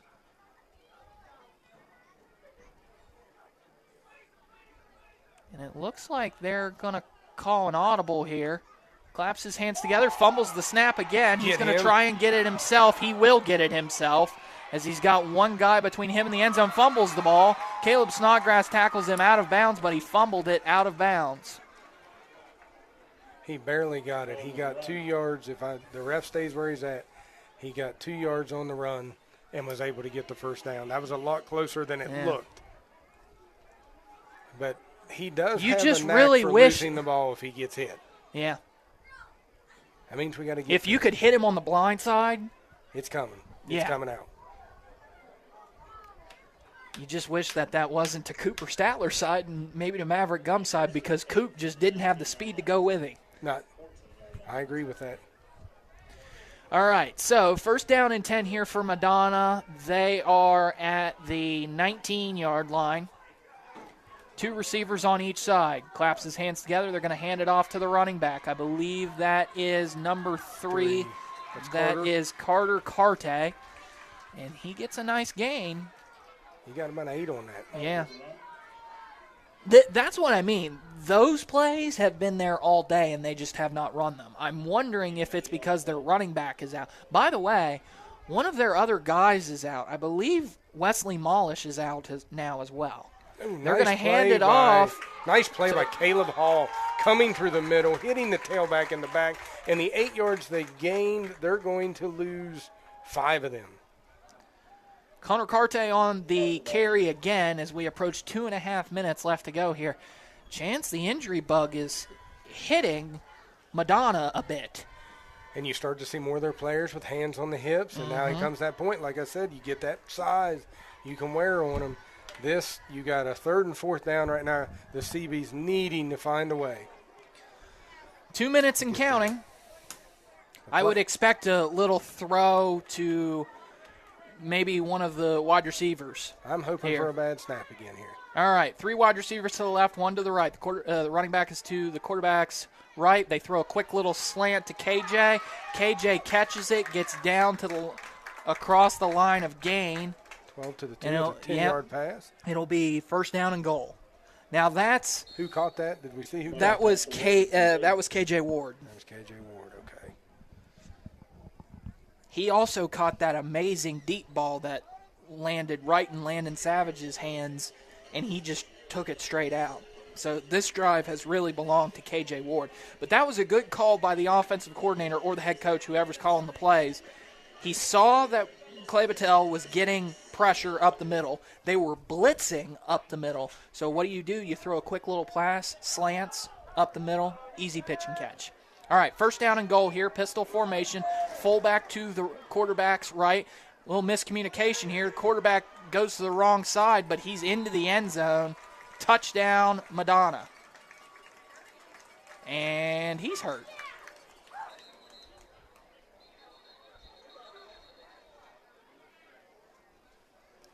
Well, that is not good. And there was nothing chippy about that hit. He got hit across the goal line. You think that's a cramp? Yeah, they're stretching his leg out. All right, 58 seconds left. I'll tell you what, we'll take a break here on WAJR.com, and we'll come back with the extra point. Once again, Clay-Battelle trails now by a score of 20-0 here when we come back after this. Breathing easy is key both on and off the field.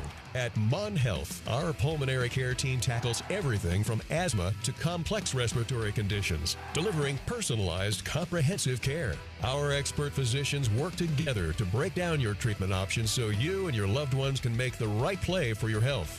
Ready to breathe easy? Schedule your appointment today at monhealth.com/pulmonary. Choose Mon Health. Feel the difference. This is Clay-Battelle. Ready to stay in the game without digestive issues slowing you down? Mon Health brings state-of-the-art care and equipment to tackle your digestive discomfort. We'll help you navigate your GI playbook from lab tests to endoscopies with personalized care every step of the way. Don't fumble when it comes to your health. Call 304-598-2700 to get seen sooner. Choose Mon Health, the winning team for digestive care. When the whistle blows, your favorite player will be ready, but will you look the part? MPB Print and Sign Superstore helps you support your favorite team or player with personalized gear. Cheer them on in style with custom apparel for teams, players, and families. Don't stop there. Complete your look with some custom bags, flags, signs, and stickers. Not going to the field? Brand some apparel for your upcoming event or fundraiser. All at mpbonline.com. A proud supporter of high school athletics. This is Clay-Battelle High CB's football on WAJR. Welcome back to Clay-Battelle High School, as they have just tended to the injured player and kicked the extra point, but the extra point is no good. They put some pressure there on the kicker, and it went off the upright, left upright, and out. So with 58 seconds left, you're down 20. That play could come back to be huge. I know we don't have the best of extra point kickers, but right now I think that makes a major difference in how you got to look at this coming in second half. It's just about motivating the ball players. Well, Chance, if you've watched this game, I feel like you could seriously say that Madonna has dominated this game. Because even with two of their best players injured, now their quarterback appears to be stretching out, so he might be okay. But your running back for Wierton Madonna is out.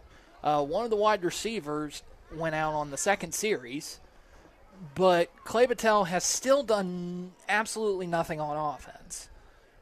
You got to score to win games. You do. And it's, I mean, I hate to be the pessimistic one, but Clay-Battelle's got to make some serious changes at halftime. I'll be honest with you. In my mind right now, I can easily see a 35-0 at half game. We're not. Yeah. And I can also see if Clay-Battelle can find a way to get on offense and get moving and get their defense off the field, that I could see a Wierton Madonna wearing down, because I feel some of their offensive struggles is starting to become a conditioning problem. Well, that is very fair. Nice little squib kick here, a high bounce straight to Savage. Savage is going to take it across the 12. Gets across the 20, over to the 25. Gets to the far sideline and breaks a couple of tackles and goes out of bounds at about the 34-yard line. So that is where Clay-Battelle will take over with 44 seconds left to go here in the half. Is it all or nothing on this drive, in your opinion? Or do you think they need a score, or do you think they can go into the locker room without putting points on the board? Obviously, we would like to have points on the board. We'd like to have points. With the athletes Wierton Madonna got, I may be giving it to a tailback and hope Gum can break it. Mm-hmm. I'm not putting this ball in the air and allowing somebody to pick it off and take it all the way. We will see what they do. Plus, on top of that, Ponceroff is 0 for 5 at quarterback position. And he is back in the game, by the way. He did go off limping a little bit. They do hand it off to Gum over to the left. He gets across the 40, across the 45, and a first down. The clock will stop. Clock needs to stop.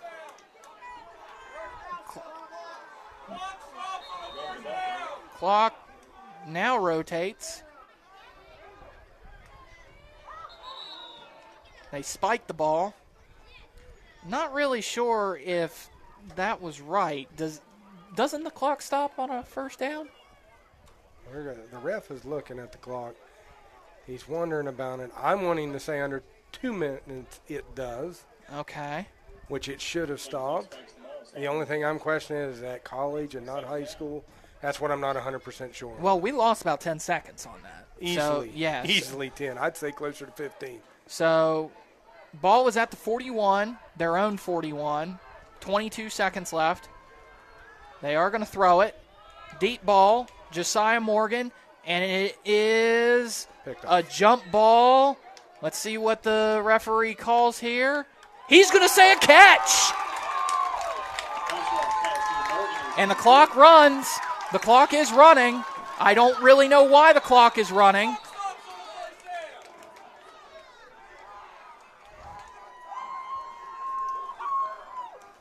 So 13 seconds left to go here. Clock should stop. We're at 13.7 seconds. The ball is now at the 21-yard line. Everybody's looking at me like I'm the clock operator. We're not the clock operator. We don't agree necessarily with what's going on right now either. So I thought you think of the NFL and college and high school, they all got a little bit different rules. But I always thought the chains got a chance to reset before the clock started and the whistle, rolling again. And when the referee winds his hand and then the whistle blows, then that's when you start winding the clock. And that's what makes me believe, because even before this play, the play before, the ref started rolling his hand, looked at the scoreboard, the clock's already rolling. Mm-hmm. And at the same time, though, I think it's on the referee to blow his whistle and adjust it.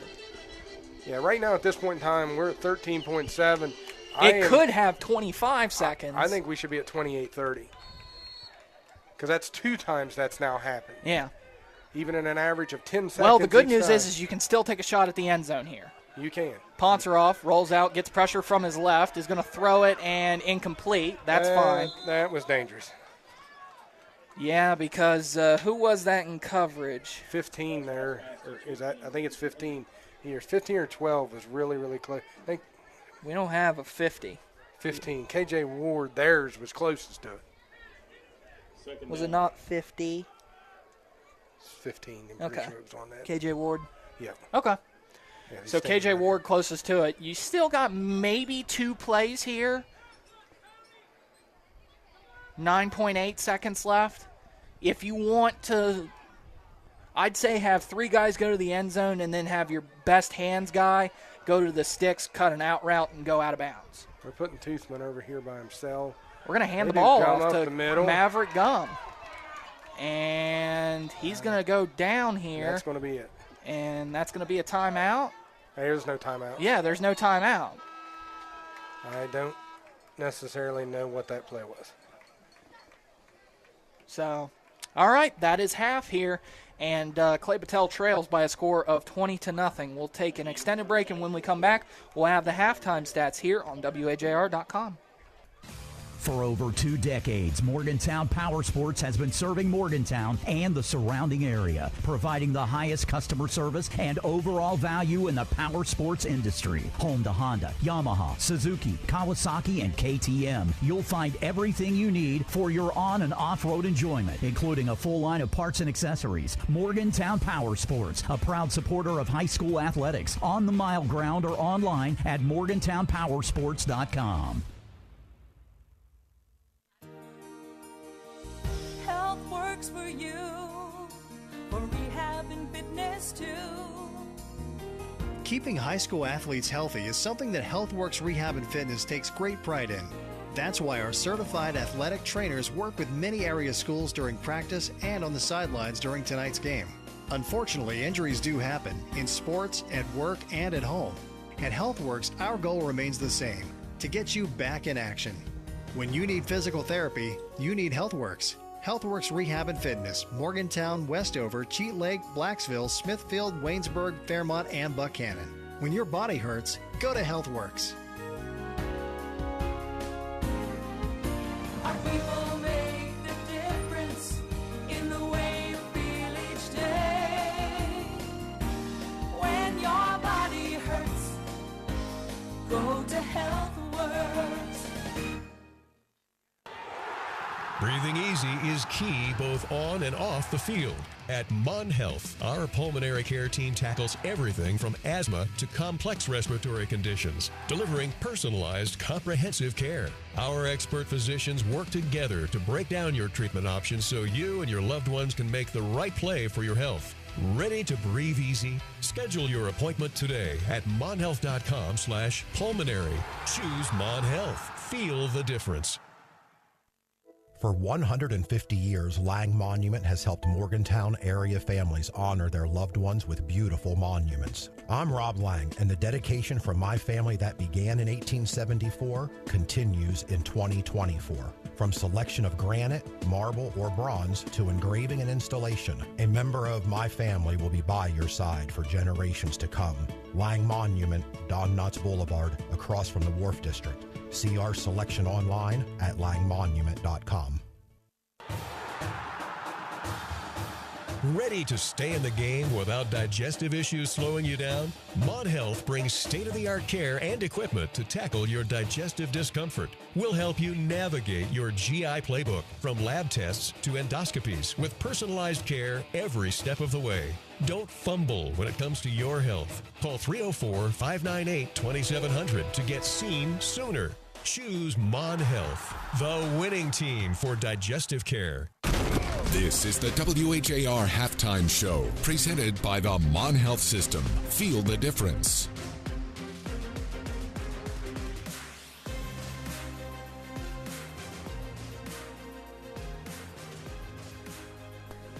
Welcome back to the Halftime Report here on WAJR.com, where we are about 17 minutes left to go before we get second half play started, and the Wierton Madonna Blue Dons lead by a score of 20-0 over the Clay-Battelle Seabees. And Chance, I think the biggest thing to report is that I'm seeing 2 guys very heavily limping off the field to where they may need a cart to take them back to the locker room. That is number 5, Wesley Molish, and number 2, Andre Crossland. And those are 2 crucial players. One of them I believe each of them have a touchdown. Do they not? Or does Molish does not. I thought he did. Crossland does have a touchdown receiving. He can't even walk. No, is. They are carrying him to the cart. Yeah. And that is Crossland. But over towards the far sideline, you are right. That is Wesley Molish, the tailback for the Blue Dons. So, and just like you wanted a break. You got it. You do. And we mentioned the highlighted roster that their coach gave us, and 2 of the highlighted players, one is now taking his time getting off the field on his feet, and the other one just got carried to the cart that we have to take him to the locker room. By the way, both seniors. Both integral parts of their offense from what I've seen. Now, do they have more athletes to play along? They do. Molish was clearly their best athlete. If that second quarter turned into it, they were up 14-0 if I'm correct at the end of the first. They come in the second. They've scored once, but at the same time, they weren't the same once Molish left. Correct. As a coach of the Seabees, you got to go into that locker room and go, boys, they only scored 6 in that second. All we got to do is finally figure out a way to start doing something offensively, and we're going to be all right. The scary part about that, your quarterback's 1 of 7, I think. I'm looking here. Let's see, Poncerov is 1 of 7 for 40 yards. He has 15 yards rushing. You've got Gum with 9 carries, 47 yards. Not a bad average. Snodgrass, 1 carry, or no, let's see here. He had, I think it was 3 carries. Let me verify here. Snodgrass has 4 carries and -5 yards. You don't have hardly anything in offense every time you touch the ball. You go to the stat line. On Wierton Madonna, you've got Bowen with 5 carries for 5 yards. Molish 3 for 48. Carte 3 for 2. Crossland 1 for 10. Ward 1 for 5. And I will go ahead and say this. I can't guarantee these stats are correct because we talk about, as announcers, numbers on uniforms and being able to read them. They're hard enough to read, and then half these players take their jerseys and tuck them up underneath where I can only catch the top part of the number. The top shoulder number. It is. Yeah. You go to receiving, though, you're looking at Ward with 2 catches for 40 yards. Grichkovitz. You got a double 2 for KJ 48. Ward. Grichkovitz 2 for 48. You've got Grossland, I think, 2 for 11. Molish 1 for 31. But you take him out of the game at this point in time. But that's 45, 48. That's 93, 104, 105. That's 135 yards passing for Bowen at the receiving, or at the quarterback position for Madonna. He is 7 of 11 for 135, and two TDs. So that is a single-A quarterback's dream at that point in time. I'll tell you what, we'll talk more about this on halftime adjustments when we come back and get ready to start second half of play. While we're at it, though, we'll take a break and we'll take a look at some out-of-town scores when we come back after a short break. You are listening to Clay-Battelle Seabees football here on WAJR.com.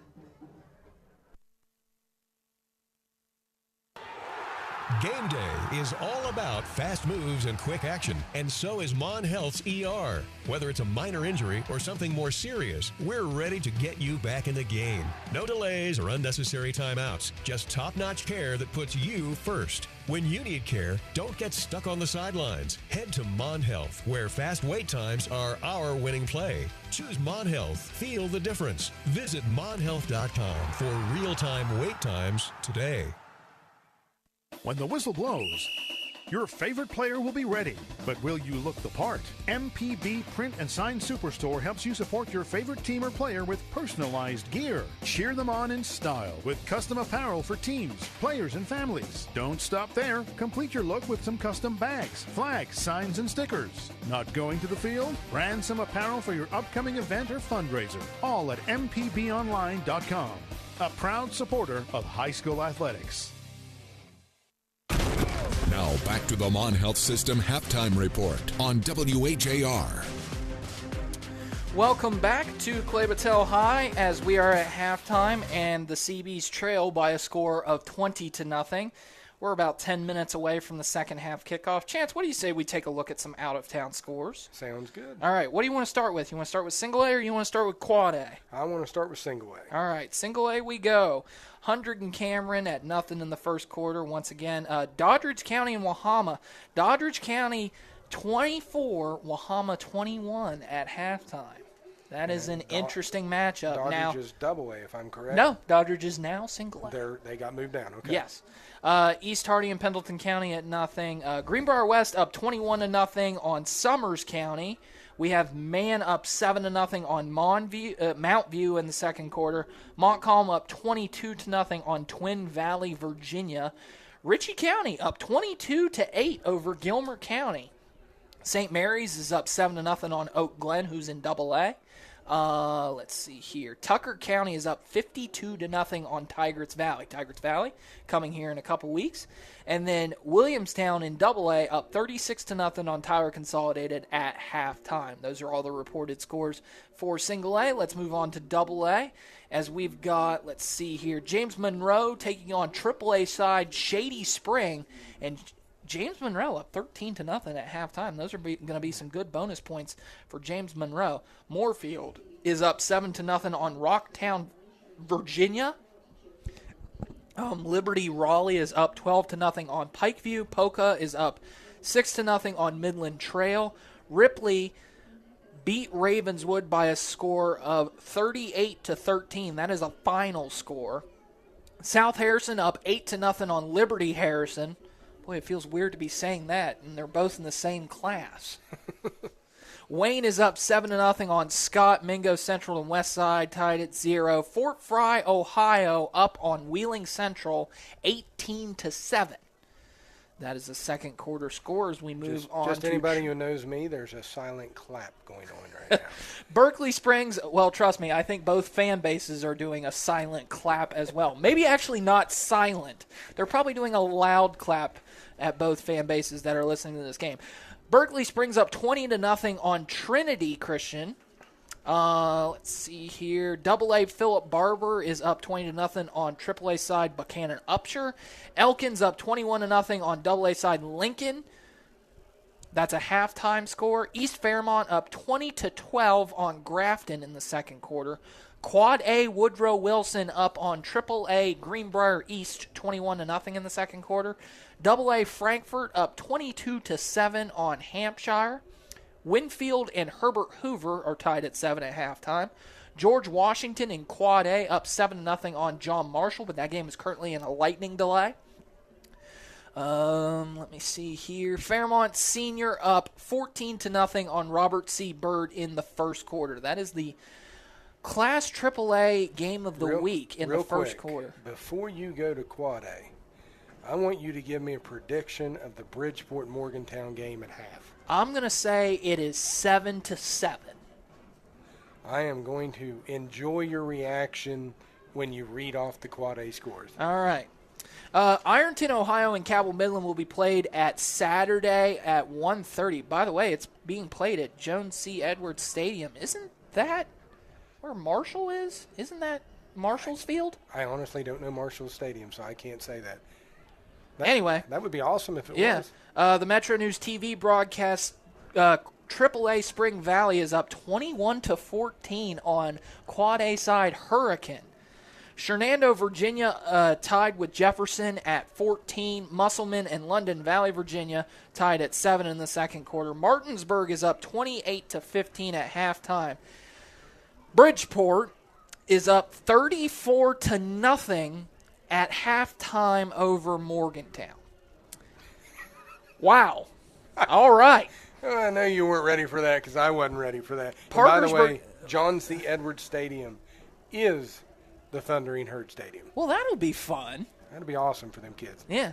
Parkersburg South up on University 34-20. University having a rare week 1 bye to start their season. So this is their first game of the year. They have to play Parkersburg South, travel to Parkersburg South. Kyle Wiggs on that one, 34-20 in favor of the Patriots. And then to round out your scores, Spring Mills is up 27-0 on Wheeling Park at halftime. Okay, Chance, outside of the Bridgeport score, what surprises you? Williamstown, as big as they were over Tyler, kind of surprises me. Does it? Does it really? It does. I was expected. it hopeful? No. Or was it? I'm just being honest. trying. I expected Tyler to have a better team this year than that. I know Williamstown's a powerhouse. I did expect that to maybe be like a 28-7. It shocks me. I know that you think to yourself 36-0 ain't much difference, but I actually expected a little bit closer there. By the way, I'm seeing one of the Wierton Madonna linemen coming out of the locker room limping. I'm seeing everybody walking and one guy jogging. Two guys jogging. And the one guy is jogging is a big guy. I think he just wants to get up to walk beside the other big guy. Because he's limping heavily. He is limping heavily. We have put a beating on these guys as far as physically, in between the lines, legally, when I say beating up on, to the point 2 star players are out, one of their linemen is limping. We need to just come out and do a tone setter at the beginning of the second half. And I truly believe if we can get a quick score, I'm going to say even within, there's 12 minutes, a quarter, so we'll say within the first 6 minutes, if by the end of the first half of the third quarter we look at a 20-7 score, I think we got a chance of winning this ball game. Well, I can tell you one thing. The team that's the happiest right now is the team that gets to play Madonna next. They're saying thank you, Clay-Battelle, because even if we don't have the willpower to get back into this game, I can tell you one thing. These guys are going to be beaten and battered for next week. By the way, I'm seeing the quarterback limping coming out onto the field. Or wait, no, that's not the quarterback. That's number 4. That is Angelo Nebraska. I know we're announcing high school football, but you know me, I'm a dirt track fan at heart. And I just come across the post and just want to put it out there, and I'll say the same thing. My condolences go out to the family of Mad Mark Banau of St. Clairsville, Ohio, who evidently has just passed away. Oh, wow. So, been a lot of passings in dirt racing legends lately. I mean, I'm sure we're going to have a big thing for Scott Bloomquist. I mean, if we're talking about dirt racing, let's go ahead and talk dirt racing here. You got the World 100 tomorrow. 4 minutes left to go before halftime. We can fill time. And at the same time, on that note, anybody who knows me knows the only time I cheered for Scott Bloomquist as a fan was when he blew engines at Pennsboro Motor Speedway. And when they say no weak links for Scott Bloomquist, I still ask those people, show me a victory at Pennsboro Speedway, which they can't do. Well, they would say, show me a race at Pennsboro Speedway, which we can't. No, it is coming back. It's coming back. That was a real gut punch right there that I just did to you. All right, 3 minutes and 30 seconds left to go here. Chance, let's talk X's and O's. What do you want to do if you are Aaron Lepeau here in the Seabees? Just come out, control the game this second half. Don't allow the explosives play by them. Let's get some pressure on their quarterback as far as the defensive side. Don't allow the big play. Get pressure on the quarterback. I'd love to hit him. I want to see how he reacts to hit. He got hit one time in the end zone down here as he went in, and he falls over with a cramp. I really don't know if he can take a beating. He's a freshman kid, so he's not built like, a sophomore, a junior, and a senior as it goes along. He's also not used to being hit by kids that are older than him. Older than him. You play Pee Wee, you're only playing against kids your age. Unless you're Williamstown, in which case you have to scrimmage the A team when you're the B team, and then you get smacked by Dakota Watts, and you cough up snot, and then you cry to your mom, and then your mom says you don't have to play football no more, and you go, okay, great, I'm going to run cross country. Okay, that'll work. That'll work. By the way, turned out pretty good for you, didn't it? Yeah, it did. It turned out all right. This halftime report is sponsored by the Mon Health System. Feel the difference. So we've talked about a little bit about our X's and O's on the defensive side. Offensively, I know you're probably saying to yourself, what are you looking for offensively in it? And the answer is probably something. At this point in time, something. We did see a couple plays. I think one of them was an interception. They gave it to us at the end of the half. I still ain't quite sure why you passed the ball all the way down except for the point I think LePeau may have seen what I seen on the play before, which was Ponceroff throw the ball, and the only guy near it was a Wierton Madonna guy who had nothing but field in front of him. And he said, you know what, on second thought, 20-0 at half is better than 28-0 at the half, so we'll take it. And he just decided to run. But I truly believe you still gotta hammer Maverick Gum. Try to make don't abandon the run game for Don't sure. abandon the run game. That is correct. Maverick Gum has still been there for you. You've got to find something to build some confidence in Ponceroff. If it's the option play that he can run, if it's something, like moving to the outside. I kind of mentioned I'd like to see him run to the outside a little bit to see what's there because we ran up the middle so much. Well, I will say this, too. You could do the option, which is act like you're going to pass, and LePeau needs to tell Ponceroff, if you don't see anything there and you're rolling out, just tuck it and run. Get 5 yards, slide down, toss the ball to the referee, and get back to the huddle. Yeah, that can work too, because not only will you do that, then you'll force Wierton Madonna to put a spy on you, which leaves one less guy in the coverage game, to which case you can just throw those short and intermediate routes, which is maybe more in Ponceroff's range of passing. Agreed. His long ball hasn't been the best. It's more of a jump ball type ball, which with their athletes is a problem. I also look at the point we tried an offense where we moved Cooper Statler back to fullback, and I don't got a problem with that. You run to Gump, you put Cooper Statler over there, you run Maverick Gum to that side. Is there an option to get Cooper Statler the ball? I've got an easy option to hand the big guy the ball just to see what happens in that. Because if you run it enough times, they're going to think Gum's the only body with the ball. Next thing you know, you hand it to Cooper Statler, everybody's keying on Gum, and something opens up. Maybe it's only 15 yards, but then they got to start to at least to respect it. I'll tell you what, one of the best plays of the game so far, especially on the Clay-Battelle side, was that absolute roadkill play that Maverick Gum did on the kick return. And that was, that's a play that I felt was setting the tone for us, and we just never were able. We had it at the 15-yard line, never able to get it in. Sometimes I feel like we're questioning ourselves, and this is one of those. That's not a knock on LePeau, but this is his first year coaching, and it's, sometimes you get down there, you want to be a little bit cuter than what you really are. And maybe we should have settled down and ran Maverick Gum just a little bit more down there to see what we had. Make them stop Maverick Gum 3 plays in a row. Well, at the same time, though, I will say this. These kids can't be looking at the scoreboard and saying, oh, man, we're down 20-0. You have to be looking at the game in front of you and going, okay, they got their running back down. Okay, they got their best wide receiver down. Okay, their quarterback's a freshman, and every time he gets hit, he gets a cramp. He fumbled the ball twice. He's fumbled the ball twice. Every other snap seems like a low snap.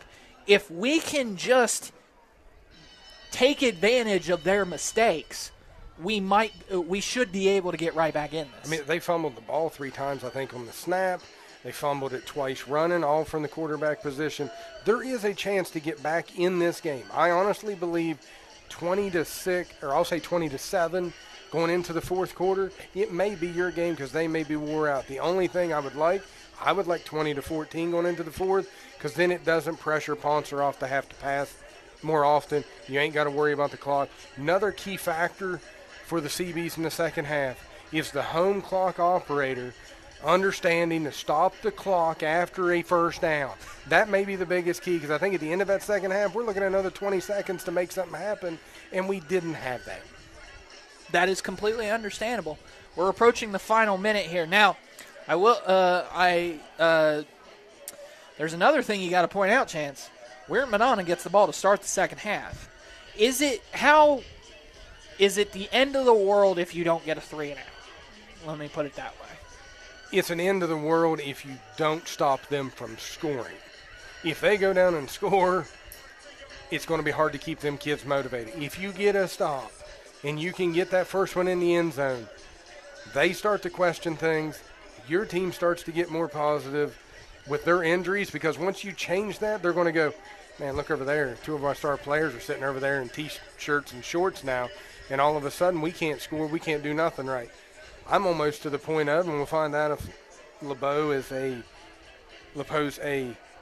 riverboat gambler like me, I don't even give him a chance to get the ball right here. I'm doing onside kick. I'm doing a surprise onside kick, letting Cooper Statler kill the guy who's in front of him, and let whoever little comes Sean in Payton action. Let whoever comes in behind them clean it up. It wouldn't be the worst thing in the world. No, it wouldn't. Because you could also just say just do a bounce, and if it goes out of bounds, fine, so be it. I mean, what are you doing? I mean, their returns have looked good on punt returns. Yeah. You know what I mean? It doesn't change. It took a point muffed to me. punt to get a bad return. So, and like I said, I mean, when you give them the ball at the 50, you still just got to play defense. Mm-hmm. I will say one of the best parts about this game is that chance. I think we're nice, cool, and crisp here in the press box. It's a lot cooler than it was week one. I think we figured out the fan situation, though. We were pulling the air up instead of pushing it down. Last week, there was a guy standing beside me, looked really red, with a 3 pitchfork thing beside him. I don't know. He was looking at me going, man, is this hot or what? And I was like, yeah, it is. All right.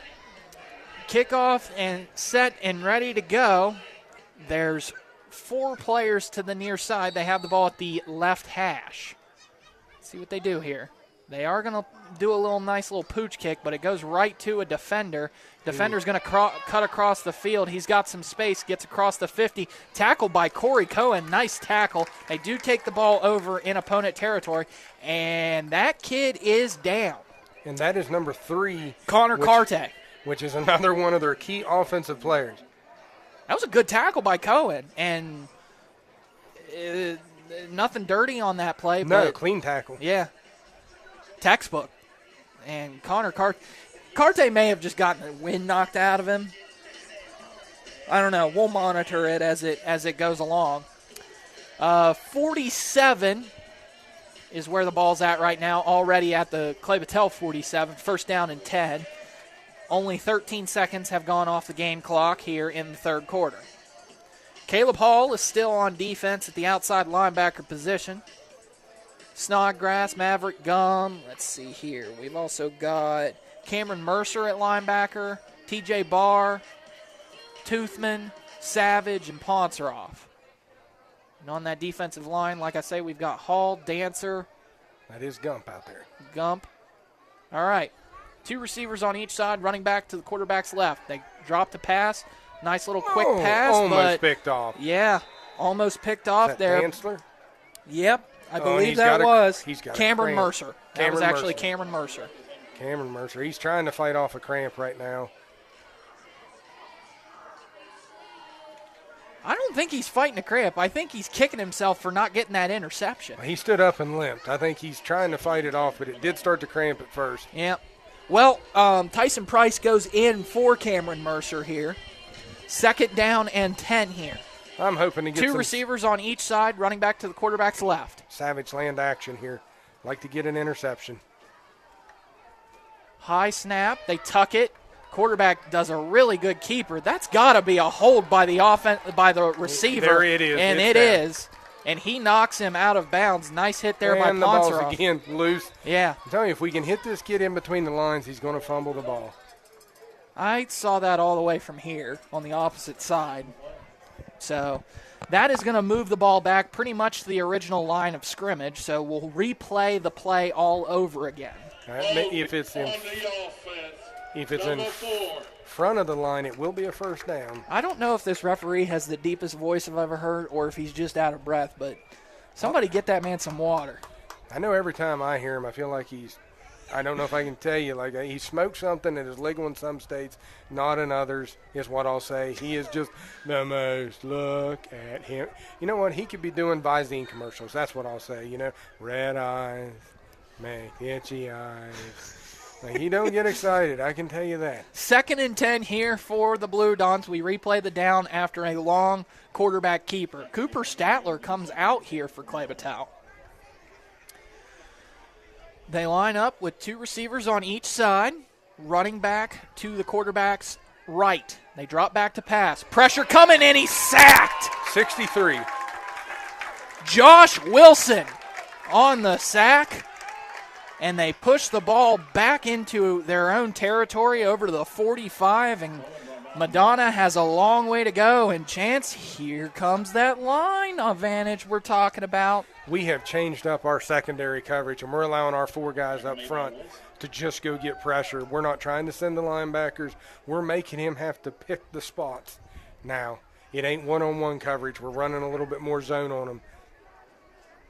We're giving that freshman quarterback something new to look at, which is nice to see. Who was that on the sack there, Ethan? That was, I believe that was Josh Wilson. Josh Wilson. All right, snap is a little high. They're going to drop back to pass. Deep ball, throwing it out.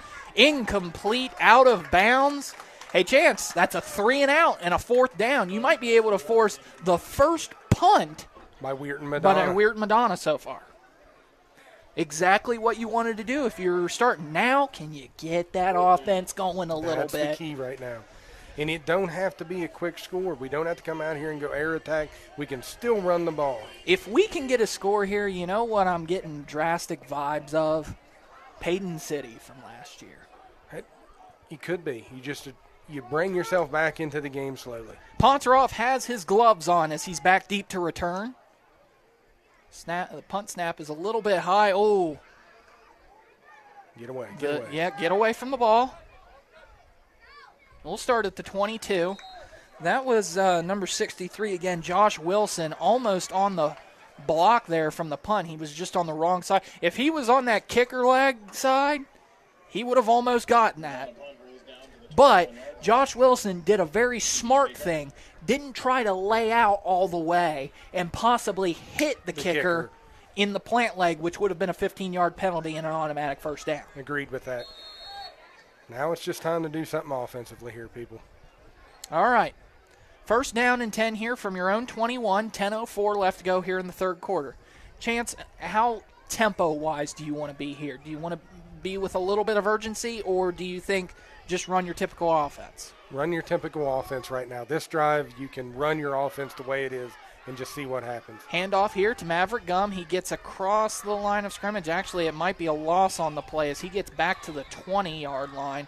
I think they gave him forward momentum to the line of scrimmage. Okay, well, it's still going to be 2nd down and 10. It's just not been there today. It hasn't, and I don't know why, with the size we have on the line, why we're not dominating that side. They've been plugging the gaps very well. Landon Savage comes out. Caleb Snodgrass comes in. I think if I'm Snodgrass, if I get the ball, I'm cutting it to the outside and just trying something. All right, running back on each side. Gum to the right, Snodgrass to the left. They motion Tyson Price from left to right. They hand it off to Snodgrass. Snodgrass does cut up to the outside. He gets across the 25 and trips and falls, but he does get a positive gain on the play of about 4. And it'll be 3rd down and 6. The line to gain is the 31. Ball's at the 25. And that's exactly what you want to do. It's a positive play. That's exactly what you want to do if you're Snodgrass. Give them the look that you say, I'm capable of seeing that hole plugged up and bouncing it to the outside.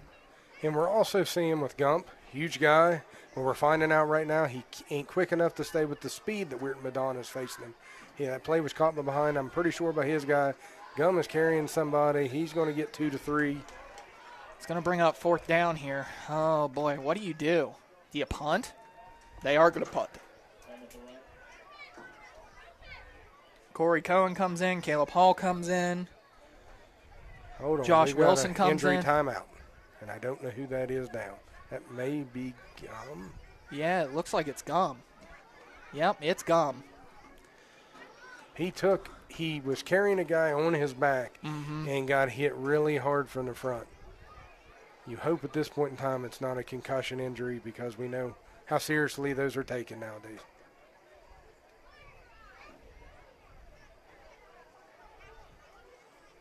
Well, it is just really hard to carry somebody trying to go full speed with somebody on your back. And then get hit from the front.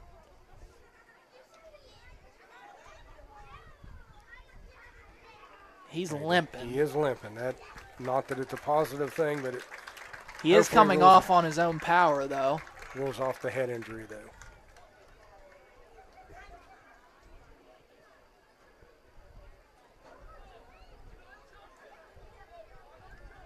Now he's jogging off, which is a good sign as well. I was going to say you think about going for it on fourth, but without him out there, you punt and you hope for the best. Yep.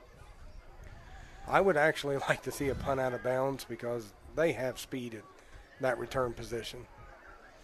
Ponceroff is actually the one who's going to punt here.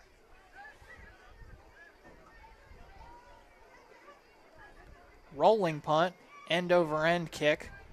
Does get across the 40, bounces to the 35. Kick. Yeah, gets a nice roll. Down at the 31. So the defensive adjustments have been really good, but the offense just doesn't seem to be able to get going. I think you need a 3 and out, and you definitely can't give up a score. You just can't give up a score. Once again, I'll go with I don't know if a 3 and out. It'd be nice to get a turnover, get that offensive field position in the process.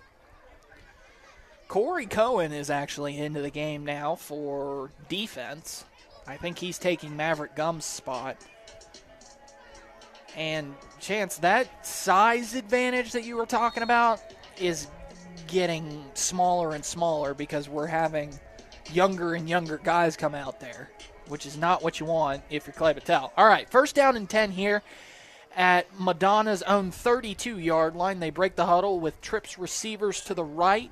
The running back on the right as well. Clock is at 2, 1. And are they going to call timeout? All right, timeout. There's 3 left for Wierton Madonna. Well stated. 8:01 left to go in the 3rd quarter. Madonna calls their and Chance. The worst thing, do you remember when Neil Brown took over in like his 3rd year and we were calling timeouts out of like kickoffs and punts and stuff like that, and everybody's saying that's a bad coaching thing? Yes. Well, that's not getting your guy prepared. You have the guy on the sidelines. I hope he wasn't on the punt return team because if he is, you need to make a change there. But you have that full play clock to really get your guy out there. You have everybody in the huddle on the sidelines hearing the play directly from your mouth. Yeah, you should just be running out there. You should be running out there. Ready to snap the ball. Because with the problems that they've had getting plays in, that's the last thing you wanted is to waste a timeout on coming out after a punt. On a 1st down. 1st down and 10 here. We'll do it all over again. At their own 32. Cooper's trying to get the guys like, guys, we're ready. Let's go. You know Cooper, he ain't giving up yet. He's ready. He still thinks there's a chance, and he's going to give everything he's got out there. Brody Willard, Carson Moore, Cameron Mercer into the game. Cooper's lined up at the edge on the left. Trips receivers to the right, running back to the right. They're going to throw a ball, and it's easy pitch and catch to number 11. That is Matthew Gear, and he gets tackled, and you just basically flip fields. You're in opponent territory at the 30-yard line. 7:50 left to go in the 3rd quarter. That's 38-yard reception. Who was that by? Was it Ward? No, that was Matthew Gear. Matthew Gear. Who I was told was a part of a good running back two-headed monster when all he has done is catch passes, if I'm correct. Bad scouting, Chance. It's a good.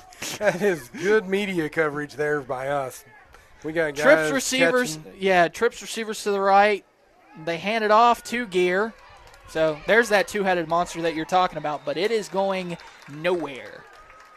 Tackled at the line of scrimmage, 2nd down and 10. So now, Chance, you've seen a couple of runs go for no gains. You had one big run, but it got called back for a penalty because one of the wide receivers was holding. You might want to be able to go back to that, but at the same time, every time that quarterback touches the ball doesn't stay in his hands through the whole play. It doesn't, and he's been doing a good job of distributing the ball. You know, it may be one of them. They're already making adjustments on that sideline with him not playing defense. They're going to do a nice little swing screen pass over there. Tackled. Wasn't that Brody Willard? Or Josh Wilson. That was Josh Wilson, by the way, on that tackle on the D-line coming all the way over there. Didn't look like they had a lot of blocking, but he was still able to get about 6 yards, and it'll bring up 3rd down and 4 here for Madonna. Trips receivers to the left, 1 to the right. Running back is to the left. Quarterback, same play. Tries to get him on the initial, but he doesn't get there, and they're going to move the sticks.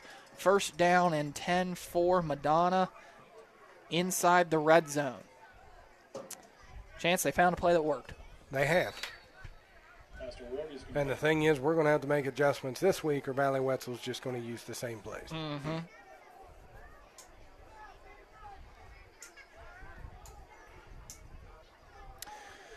So the clock is rolling here, 6 minutes and 40 seconds. Trips receivers to the left, 1 to the right. Quarterback claps his hands. They fake the screen. He's going to go on the wheel, and it's intercepted by Ponceroff in the end zone, so it'll be a touchback at the 20. Ponceroff read that like a book. He did. That was a crucial play. I got a little bit excited myself there. Spoke with you at the same time. I apologize on that end. That's okay. We won't make the promo next week. It's fine.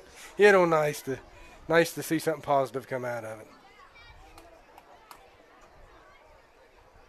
Now you just – but once again, you're getting in that quarterback's head a little bit.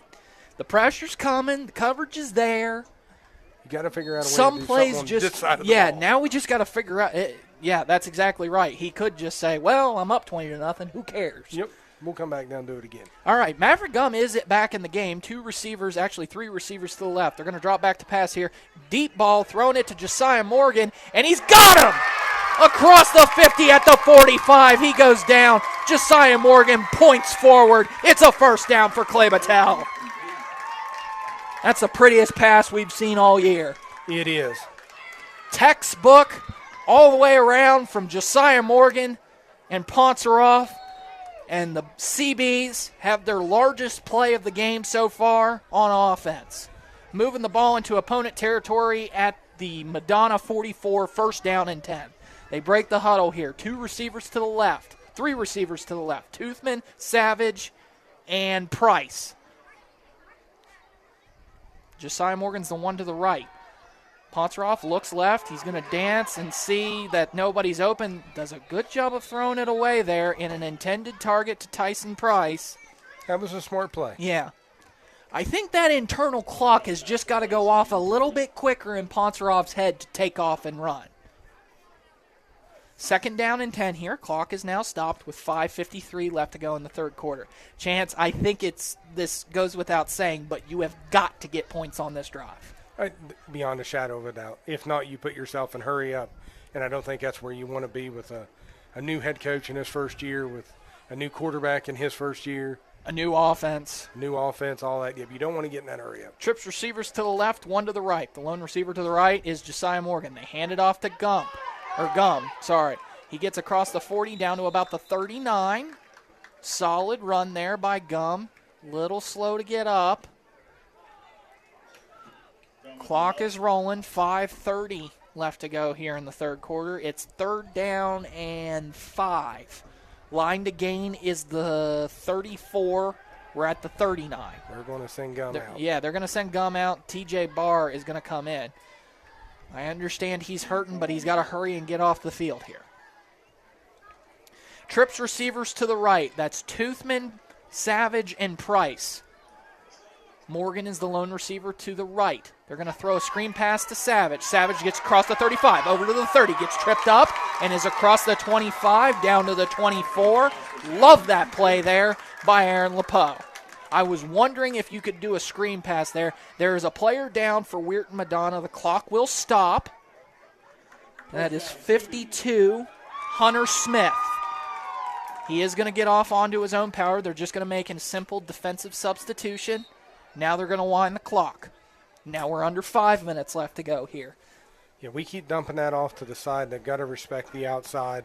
That middle is going to open up a little bit more. Now trips to the right. They're going to hand it off to Barr. Barr has a hole. Can't attack it, though. Gets across the 25 down to the 23. Gain of about 1 on the play.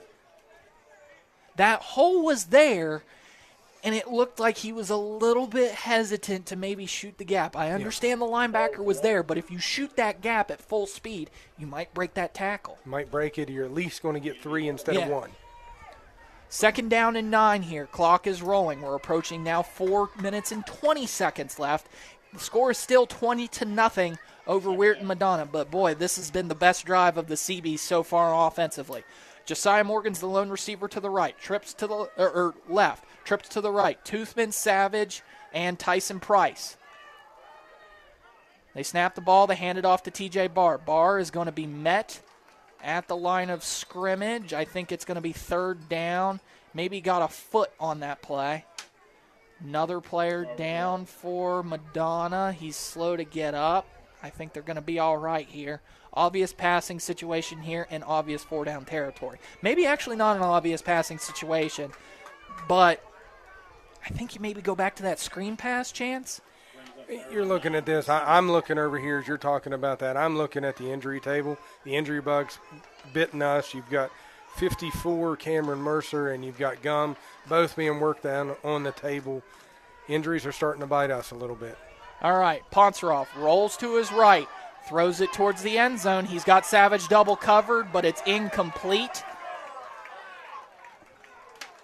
Crowd's wanting a flag. It's definitely not for pass interference. I think they're wanting a flag maybe for a late hit on the quarterback. Yeah, I do see Ponceroff getting up and limping a little bit. So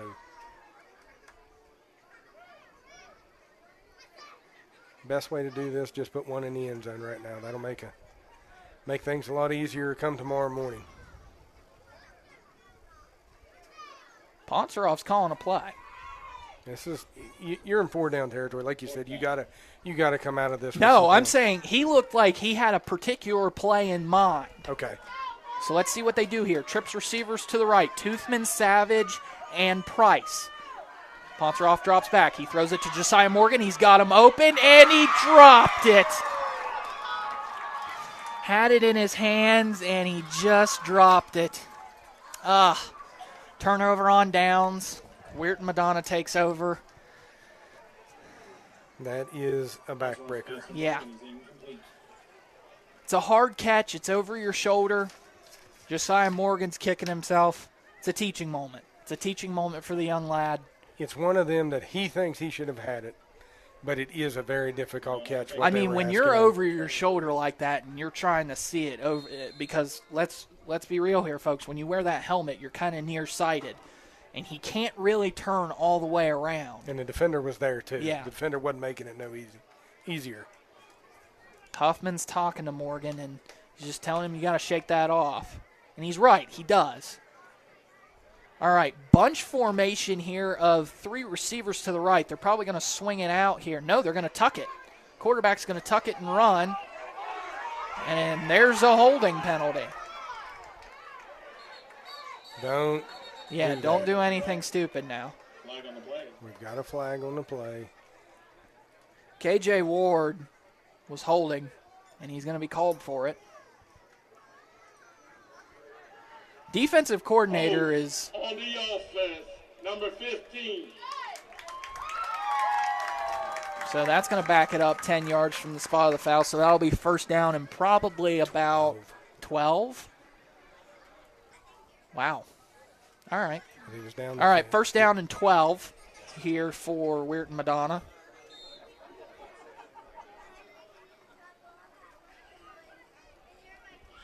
Quarterback comes to the huddle. Break it. Still talking to his receivers. There's 3 lined up to the left, 1 to the right. Running back is to the quarterback's right.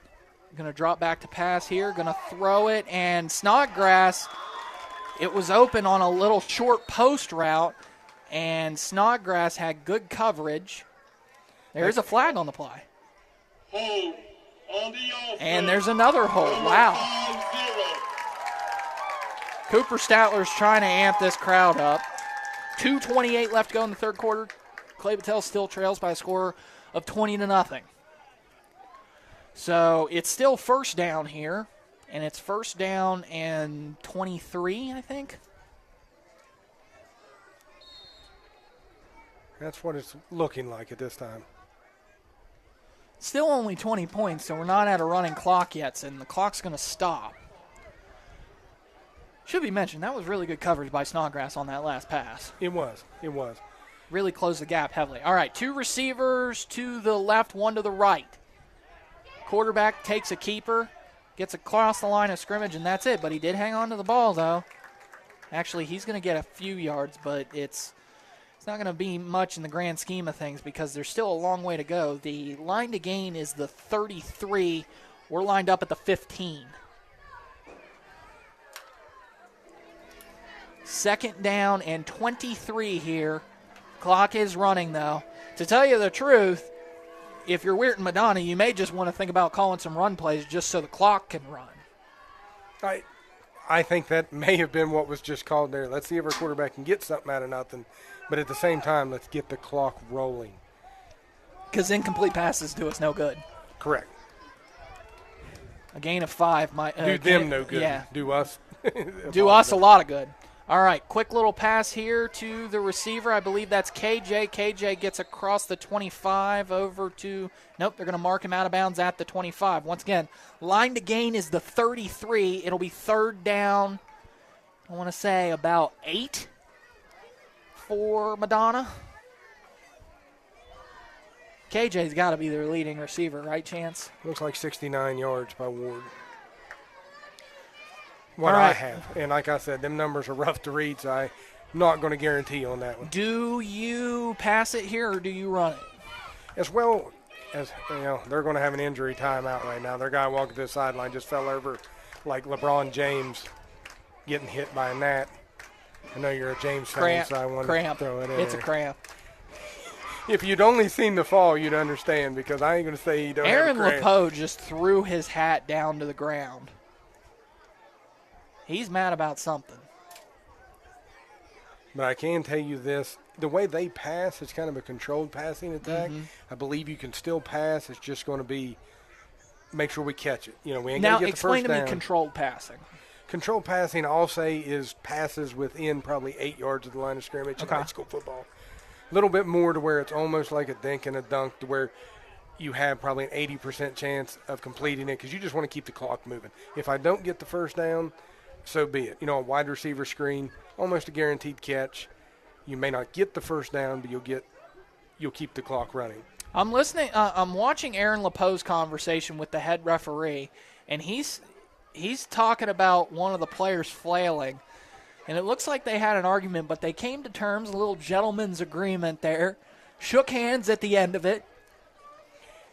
I think Aaron may have seen what I seen, which was, I know he may have a cramp, and he was probably told to go down, but it was how he went down that looked like, hey, there's going down one thing, but a little extravagant. But it was the first tantrum of the LePeau era. That's what I'm going to call it.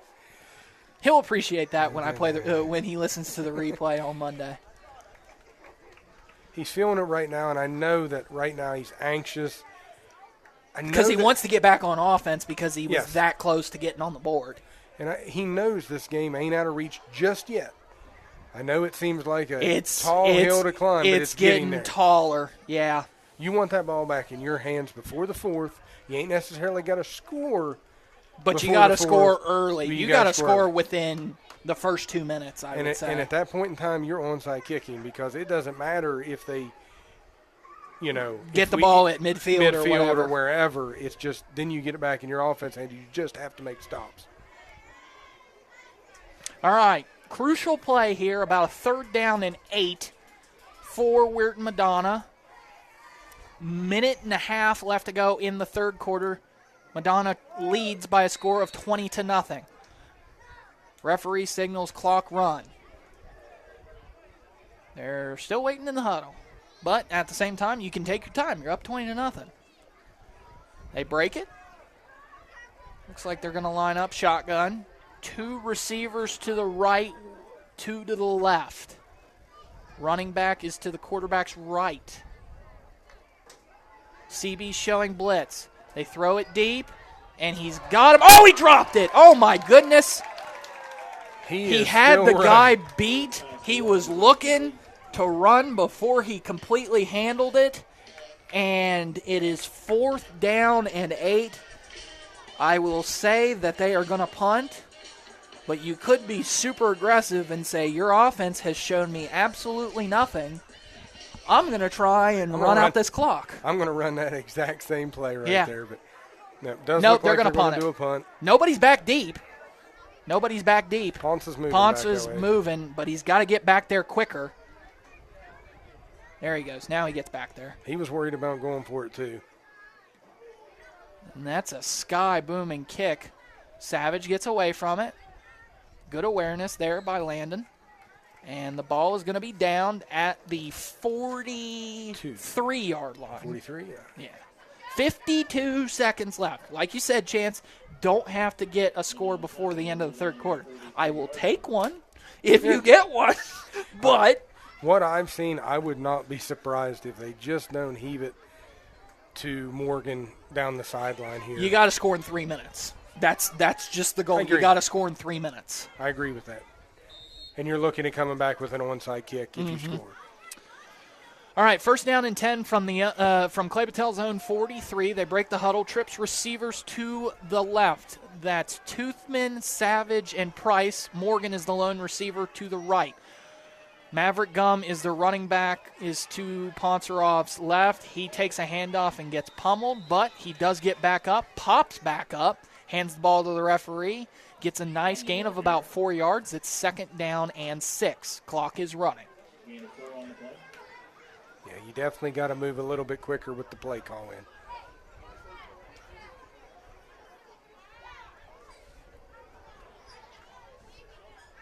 But this is just the way of the offense. This is only week 2. Just a little bit more urgency. I ain't saying you can't take some time. Same formation. Maverick gets a fake handoff, throws it over to Savage on a bubble screen, gets across the 50 at the 45, and he slides down. Gets tripped up from behind by number 4. That is Angelo Nebraska. 1st down, CBs. CBs are in opponent territory at the 42-yard line. 1st down and 10. Clock now runs. That's the end of the third quarter. That play is there. Yes, it is. That is something we may see more of to see if they adjust. And if they adjust, maybe that opens up Morgan deep a little bit more. Well, also you can do the pump.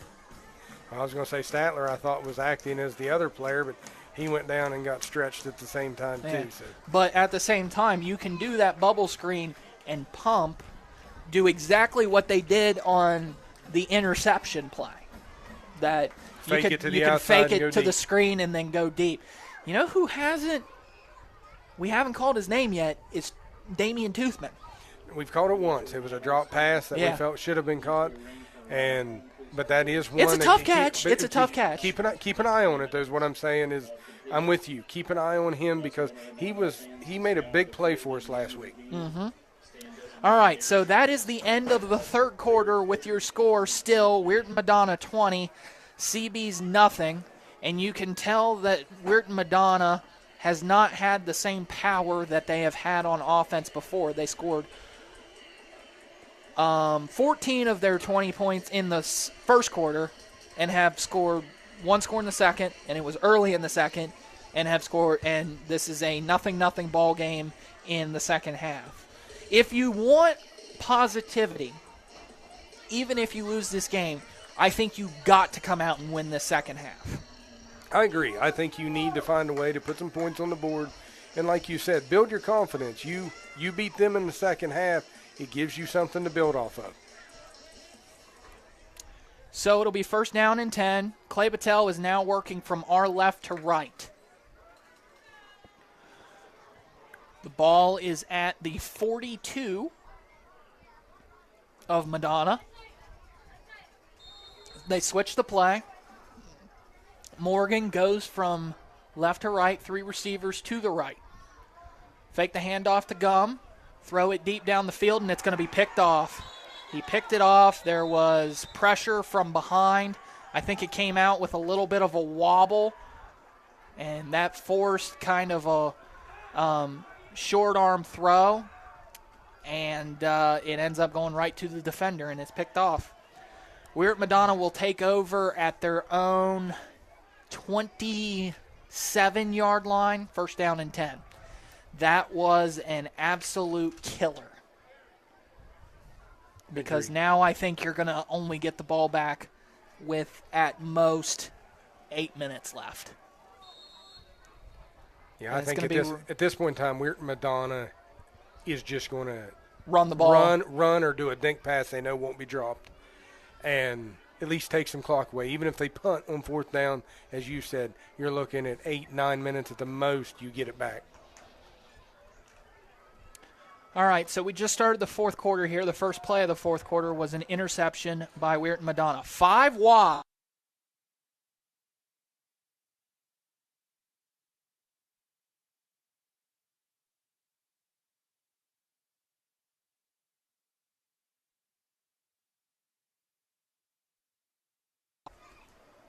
With 11:51 left to go here in the fourth.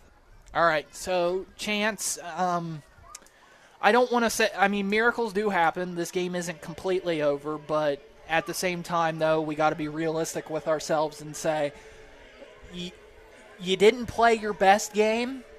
I feel you got off to way too slow of a start against this Wierton Madonna offense.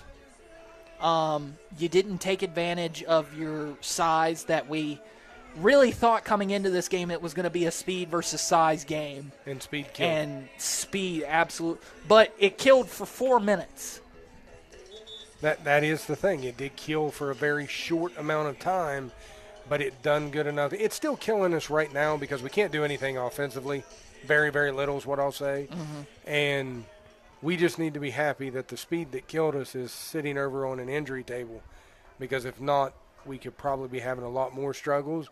But I also feel that LePau's going to say we weren't prepared right off the bat, and he'll be irritated by that. And that'll be something he'll harp on all week long. Well, there's that little swing pass, and it's to KJ Ward. Ward's got some space. He gets across the sticks. It's going to be marked at the 40-yard line. And in all seriousness, ever since those guys have gone down, this has been the KJ Ward show. He's been their best receiver tonight. He was a drop pass away from having, 2 touchdowns? I am looking here. I think he got the final touchdown. Grishkin and Crossland were the two with the 2 touchdowns. And then you had a running touchdown by Bowen, I do believe. Well, he's lined up at running back now, KJ is. He's lined up to the quarterback's left. They're going to fake the screen pass, and the quarterback's going to run. I actually think that wasn't the design, but that was a really good read by the freshman QB there. He seen that it was covered and said, I'll just keep the clock running. Get what we can, keep the clock running. Which would keep the clock running, but we have an injury player down with a cramp. Yeah. And it's Cooper Statler, and he bounces up. And runs off the I'll field. tell you what, there is no quitting that boy, is there? There's no quit. I agree with you on that. He's going to go over here and say, hey, somebody stretch my leg. I got to get back out there. I got to take one play off, and I'm going to be back out. That's a captain if I've ever seen one. For sure. Now, one of the biggest things that we'll take out of this game as we move into next week, as we're talking about, is how badly hurt is Maverick Gunn.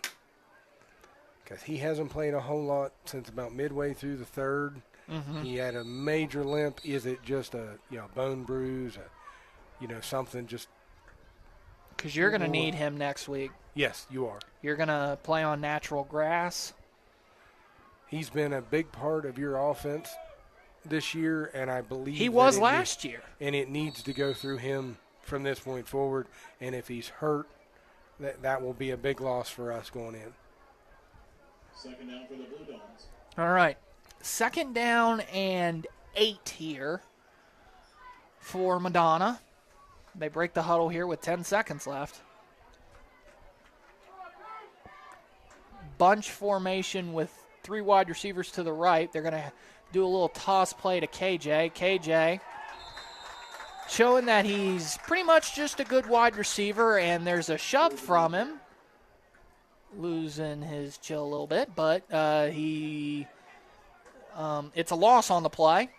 So down at the 34-yard line, third down, line to gain is the 50. So you're at about 16, third down and 16 here. I do think both coaches going in the next week are going to have a talk with the guys about keeping cooler heads. There's been a little bit of shoving on each side that easily could have been called by the refs. The refs have been very good with not calling it, in my mind. It's never gotten too outrageous except for the offsetting they had that one time. And there's the final timeout, or one timeout, whatever you want to call it, for Madonna, because they were down to 1 second on the play clock. Okay, but at the same time, though, I know talking to these players, they know a lot of the guys on Valley Wetzel, and they are friends. So you might not get as much chirping as you did this week. The problem is that it's your first away game, so that's going to be tough. You're going to be playing on natural grass. That's always going to be tough. It's harder to adjust from being a grass team or a turf team to a grass team as opposed to being a grass team to a turf team. I agree. Matter of fact, you feel like you're 3 times faster if you're a grass team going on a turf team. We remember that kid last year absolutely took us apart. One of the wide receivers for Valley Wetzel. He's back. Their quarterback's back, which has been their bread and butter. All-state player. Valley Wetzel is Darby, for sure a playoff team. I think this Madonna team is a playoff team as well. Well, I don't know. With all the teams going down to single A, you might not be able to say that. So, I think they're a playoff team if they're healthy. Yeah. Is what I will say. If these injuries they have are not season long. Trips to the right, 1 to the left. Running back is to the quarterback's right. We're down to 5 seconds on the play clock. They do snap it. They're going to throw it. Oh, it's a double pass. Going to throw it deep here, but it's almost like an arm punt, and Ponceroff picks it off. Are they going to call pass interference on Savage? They're going to call pass interference on Savage, which is horrible.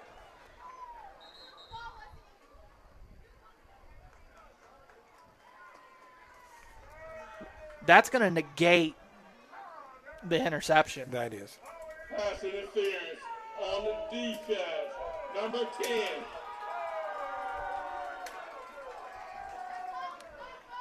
I respectfully disagree with the call. It was an uncatchable ball to the player, first off. They were out of the play. That's how bad. That was probably the worst thrown ball by their quarterback. That wasn't their quarterback, remember? It was a double pass. The double pass. All right, third down here.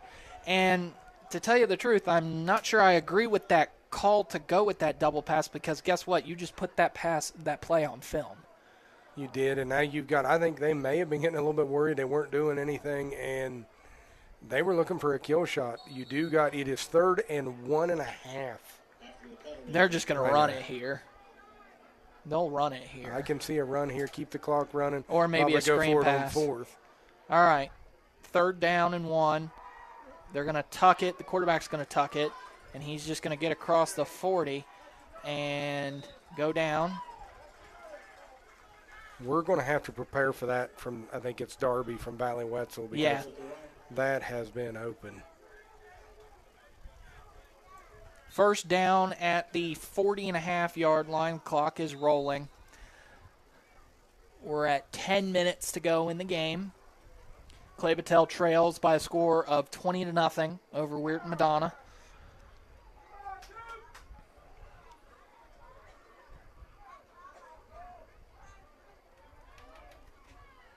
Three receivers lined up to the left, one to the right.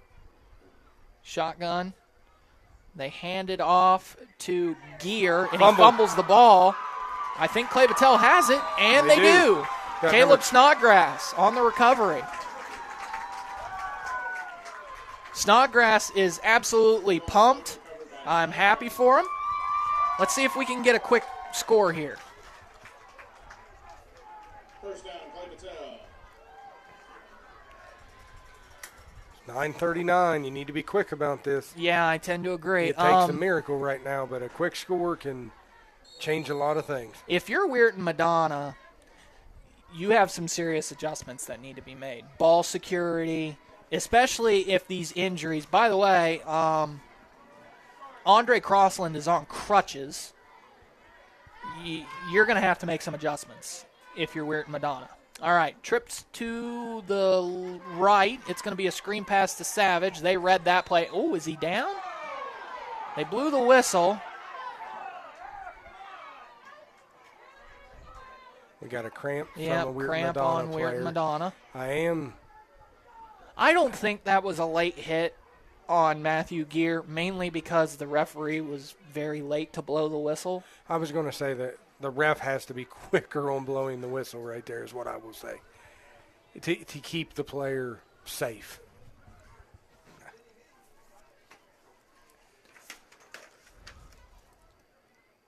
So that is going to result in a loss of 1 on the play, 2nd down and 11. That's the first time they've stopped that screen play, too. You know what that means now? Pump it and go. I can see a deep pass to Morgan here in the next 2 passes. This may be the one you want to do it on, but if you don't complete it, you're looking at a 3rd and 11. I think you got to run your 2-minute offense here and try to go no huddle and practice it at least, because you're never going to have game reps like this. And if it doesn't work, so be it. You know, it's the 4th quarter. You're down 20-0. Let's see if it works. All right, 2nd down and 11. Trips receivers to the right. TJ Barr is to Ponceroff's right. The lone receiver to the left is Morgan. They hand it off to Barr. Barr bounces off his lineman. Not going to get anything. Maybe got back to the original line of scrimmage. 3rd down and 10. He did get a yard. One of the defensive linemen is slow to get up. Maverick Gum is coming back in. That leads me to believe it's not serious. Yeah. Not that he ain't limping and hurting. I was about to say, he's still grimacing. He will recover a lot quicker than I will, is what I will say. That is fair. Being a teenager can do that for you. 3rd down and 10. Clock is running. 8.5 minutes left to go in the game. 10 seconds left to go on the play clock. They break the huddle. They hurry to the line. 5 wide, 3 to the left, 2 to the right. They snap it. Quick little screen pass to Maverick. Maverick's going to get across the 35 and maybe down to the 36, and that's it. That's pretty well back to the line of scrimmage. I think you need to just Coach LePeau is going to call timeout. 8:04 left to go. It'll be 4th down and 9. He's getting out his play sheet. You got to Chance, would you go for it or would you punt it? You go for it, because right now 3 scores isn't insurmountable. Correct. You don't get this, it's probably insurmountable. Even if you punt it and they run punting it is like conceding. Off. Yes. Let your kids try to make a play, keep them in this game. As you score and you get an onside kick, even one of 2 will say, you're still in this. And the fact that, as I brought up, that missed extra point holds huge. Because now when you score, all you got to do is put it through the upright 3 times. We've seen Ponceroff during practice kicking. He looked a lot more comfortable, I felt, this week than he did last week at the extra point. He doesn't have a huge leg, but he's got enough to put it through the uprights for an extra point. But at the same time, before you put it through the uprights, you got to put it into the end zone. You do. Which we have not been able to do tonight. The game still remains scoreless. 8:04 left to go in the 4th quarter. Clay-Battelle was going to go for a 4th and long, down 20-0 in their own territory. Takes a 1st down to get it in the end zone, and that's what we need to do right now. They line up with 3 receivers to the left, 1 to the right. The running back is to Ponceroff's left. They're going to hand it off. They hand it off to Snodgrass. Snodgrass showing some fight, and he gets a 1st down. No gloves, no problem. Signals 1st down. Clock is rolling. I will tell you this. I don't know if that was the smartest call I ever seen. But it worked. Or the stupidest call I ever seen that worked. I don't know which one it was. Because I don't know how on 4th and 9 you run that play. He got that out of Don Nealon's playbook. I know you ain't old enough to remember that. The delay halfback draw? Oh, no, I've seen it plenty of times in Neil Brown's era. All right, trips to the right now. They line up to pass, getting pressure coming from the left. He throws it to Toothman, and it goes right through his hands, and it's incomplete.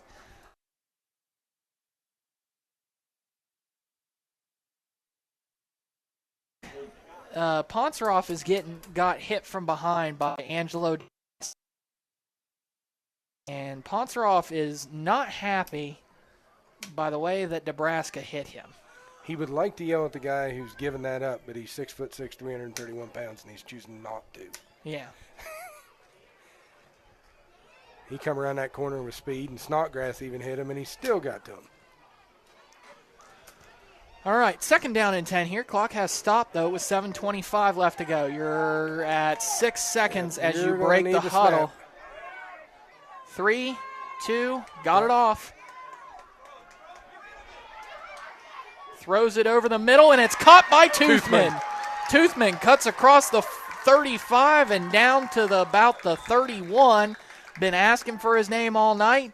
Got him.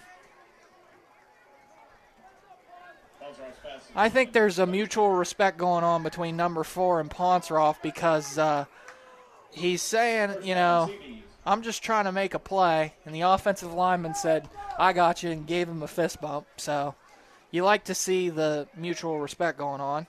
7:05 left to go here in the game. First down and 10 for Clay-Battelle. They're at the Madonna 31. Trips to the right, one to the left. They hand it off. I believe that's Snodgrass. He gets across the 35, and he's down at the 34. I don't hate that play to just kind of keep the defense honest there, but at the same time, though, you might want to call two plays in the huddle. If you're going to do that, correct. To do that very quickly.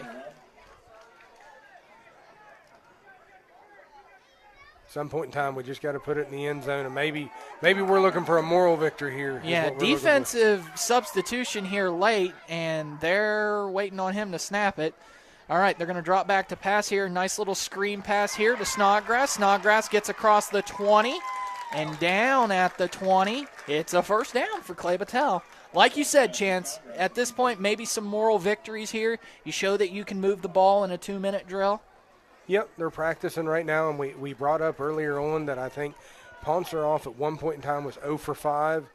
It's looking a lot more manageable, like consistently completing passes since then. And I will say, too, I mean, these are different pass plays. I'm seeing different routes. I'm seeing different looks. That was a completely new play that we've seen. Trips to the right, one to the left. Snodgrass is to the quarterback's left. He dumps it off to Snodgrass. He gets across the 15, across, and it goes out of bounds. Is that going to stop the clock even if it's a fumble?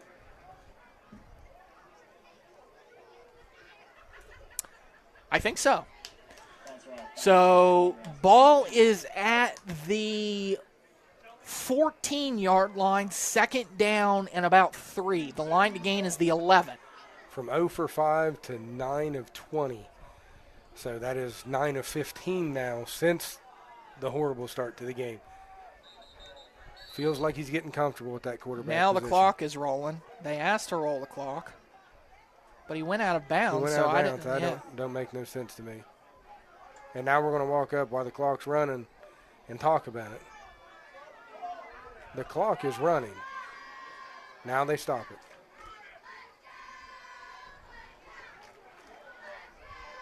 Clock operator's not going to get a good report card after this game. He is not. All right, what's the flag? Good ball. Full start on the offense. Let the clock run unless we stop it. Coach LePeau is not happy. The referee has said run the clock unless we stop it. I thought the rule was that if he goes out of bounds, the clock stops. But I guess I'm wrong. Ponceroff rolls to his right. He's got it towards the end zone. Does he have Price just overthrown? Incomplete. If we go back and look at film going into next week, I hope somebody notices, and I know it's throwing across your body, but Josiah Morgan is wide open on that play every single time. Hold on the offense, 62. They're going to call a hold on Clay-Battelle, Cooper Statler. He claps as they do it. Ball is now back at the 29-yard line. Why is the clock running? It was an incomplete pass. This doesn't make any sense whatsoever. All right, 4:50 left to go here in the fourth quarter. Ponceroff drops back. He's going to throw a deep ball. He's got Morgan wide open, and he's caught it for the touchdown. Josiah Morgan, Revenge Tour Part 1. All right, we're not dead yet. 20-6, extra point pending. And there's a flag being thrown, and they're going to call unsportsmanlike conduct on Braden Ponceroff.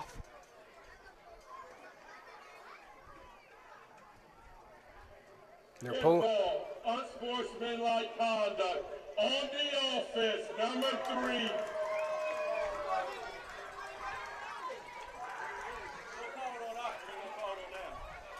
So there's been chirping back and forth between number 4 and Braden Ponceroff. On the kickoff. Well, that's fine. That's fine. We're going to onside kick it anyway, so. If I would have been Wierton Madonna, if it's possible, and I don't know the rule book completely, I would have taken it on the extra point.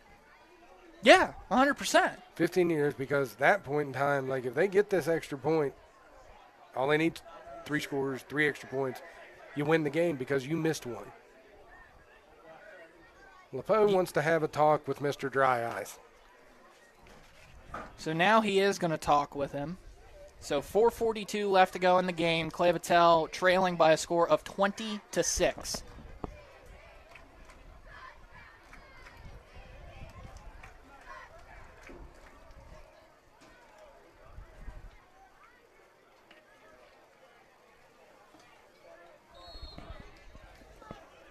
So the play clock now starts.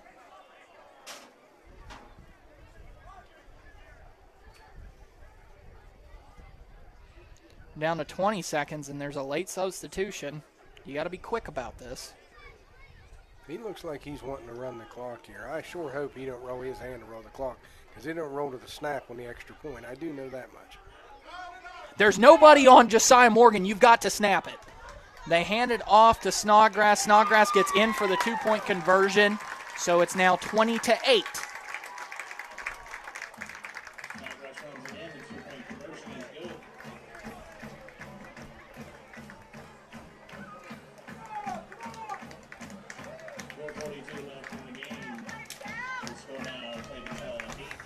All right, Chance. It's miracle time. I mean, that's there's nothing you can say more than that. No, you're not. I don't. Now, I just want to make something clear. While we may be a little bit frustrated at the officials, they have had no impact on the result of the game tonight. No, they have not. Okay, so let's just put that out there. That they have let the players play to this point, and we need to make that known. So now the kickoff is going to be from the 40 now to the 25, right, Chance? That would seem correct, yes. The biggest issues I've had so far, and right now, I don't even know if it's the officiating. I don't understand the clock operation. Yeah. Through tonight. I'm going to need to get some clarification on that. I kind of want to ask, but at the same time, though, I don't want to offend anybody. I'm okay with offending people. I just want answers for future reference. Yes. Of what in the world is going on. I've never heard an umpire make the comment, do not stop the clock unless we tell you to. The ball goes out of bounds. Yeah. Even if it's a fumble, if I'm correct. It's out of bounds. You can even, as long as you're not officially, you could fumble in the middle of the field. If the ball makes it to the sideline and goes out of bounds, the clock stops. All right. This is probably the most crucial play of the game to this point. They line the ball up at the left hash. They're going to onside kick it. It's not going to go 10 yards. They're just going to pick it up and run. And the big guy doesn't get it stripped out. And that will be down at about the 8-yard line. First down and 10 for Madonna in the red zone. That was a lineman who seen an opportunity and took it. And I can't blame the kid for what he did. Because we all fell asleep like, oh, it ain't going 10 yards, just let it be. And he's like, hey, if you're going to leave it there, I'm going to take it another 20 yards. Absolutely. I can get in the stat sheet. Normally, I'm just getting hit down on the line every day. I ain't getting no yardage. So the ball is at the 9-yard line of Clay-Battelle. I would imagine that unless they get penalties, they are going to run it. I just watched them throw a double pass up by 20, so I'm not going to agree with you. I think you're going to see 3 passes. Let's see which one of us is right. Number 5, Wesley Molish is back in the game. Molish is going to tuck it and run it, and he gets down to the 5. He is just a different ball player, and you can see it. Yes. He's the best athlete out there when he's on the field healthy, for sure. Now, he's got a big wrap on that leg. And he's limping to the sideline. Is that him limping now? That's somebody else. That's somebody else, yeah. But Clay-Battelle's the one that called the timeout, unless that was the final timeout by Wierton Madonna, because they have none left. Because they get 4 at half. For the record, I never heard the referee tell him to actually stop the clock, though. Yeah. So maybe we should still have it rolling.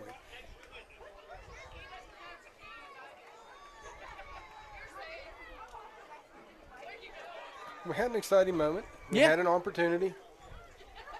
It's those things that you learn to work on as the season goes on. You learn more from losing. You do.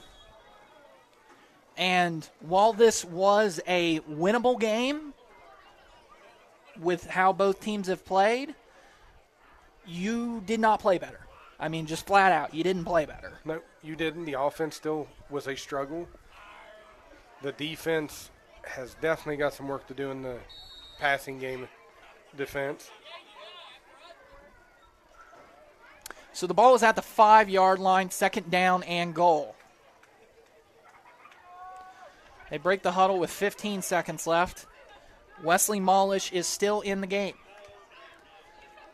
3 receivers to the left, 1 to the right. They hand it off to Molish. Molish pushes a little bit forward. Does get positive yardage. And he's down to the 2, third down and goal. I think we all know, it's down to the 1. I think we all know who the ball was going to, Chance. I agree. You were right. It's 3 runs. I didn't know they were going to stick their star player Well, back I didn't think that Molish was going to go back in. None of us thought that. Wahama decided to stop playing with Doddridge County, though. It's 48-24. Wow. Final. So much for moving down to single A to ease your competition, huh? Yes. Bridgeport, 49-0 final. 3 seconds, 2 seconds, 1 second. It's going to be a handoff to Molish. He trips on his own 2 feet. He's going to be down short of the goal line. It's 4th down. It was actually Bowen on the carry, I do believe. No, it was Molish. He kept it. He was the one who took the snap. Okay, my bad. And it's going to be 4th down and goal from the 1. Okay, Chance, I'm going to just throw something at you here, okay? Coach LePeau is actually being very smart with his timeouts here because now it's 4th down from the 1. If you stop him here, you get the ball back with 3 minutes left. You can stop the clock by spiking it. It is. They ran. You're correct. If you get a quick score. You've got to find a way to stop them is what you got to do. 1 yard, and that has been rough all night long. You almost have to overload the middle and send everybody, and if they throw it outside, hope your defensive back can make a play with a one-on-one tackle. Mm-hmm. You're correct. I've seen weirder things happen in football. I think it was Wayne and Bluefield one time with less than about 3 minutes and 14 seconds left in a playoff game, state semi-playoff game, and Bluefield found a way to blow it. Wayne ended up scoring 3 times in the last 3-4 minutes of the game. But you got to make a stop on 4th down and goal from the 1. This is where weight rooms and conditionings, you're tired, it's the 4th quarter, your best versus our best, because Wesley Mollish is still in the game. He's lined up at quarterback here to take the snap. Says Hutt, into the end zone, touchdown. All right, effectively over now. They score their first touchdown since the second quarter, early in the second quarter. And Chance, it feels like Mollish is playing on one leg, and he's still better than any athlete out on the field. I totally agree with you. I'll tip my hat to him, and I don't even have one on right now, but that kid has played a game.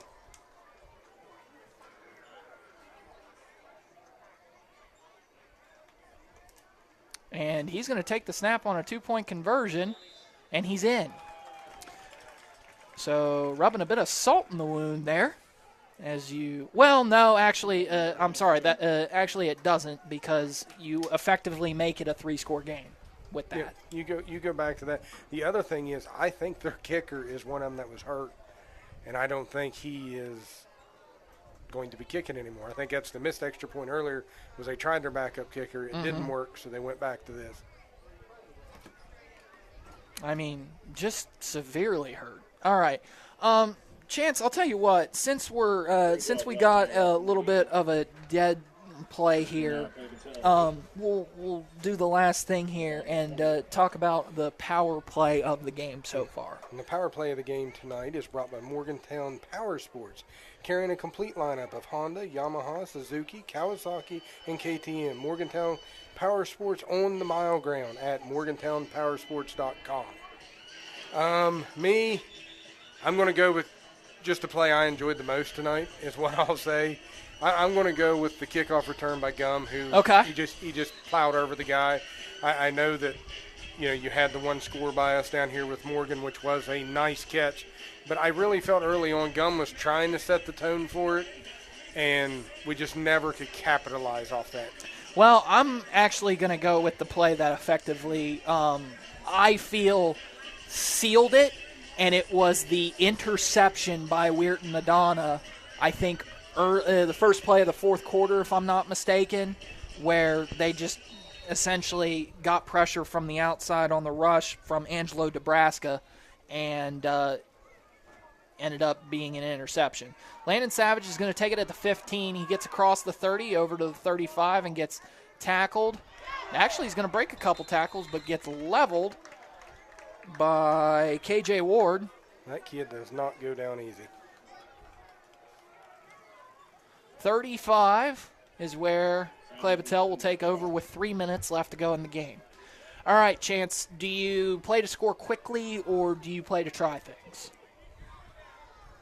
I still score to play quickly. I know the game's over, but I think this is the perfect opportunity to try your 2-minute offense.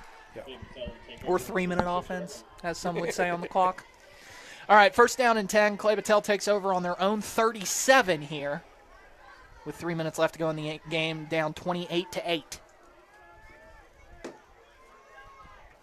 3 wide receivers lined up to the left. That's Price, Savage, and Toothman.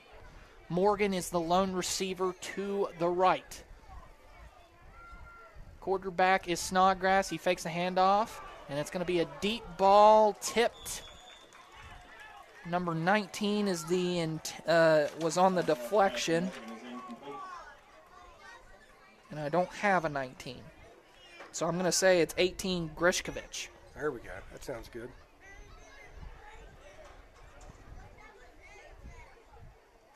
Second down and 10. 2:57 left to go. Only 3 seconds ticked off that clock. Grishkovich is 19. Oh, okay. Well, I just he misdid that. This was an updated form. He did tell me they had some mistakes on Max Preps or whatever, so that must be a change they made number-wise. That would be the Wolverine. Now a referee gets a timeout. One of the referees is needing taped up. Wouldn't be surprised if the referee wants to run the clock for this, but he doesn't. Still at the 37.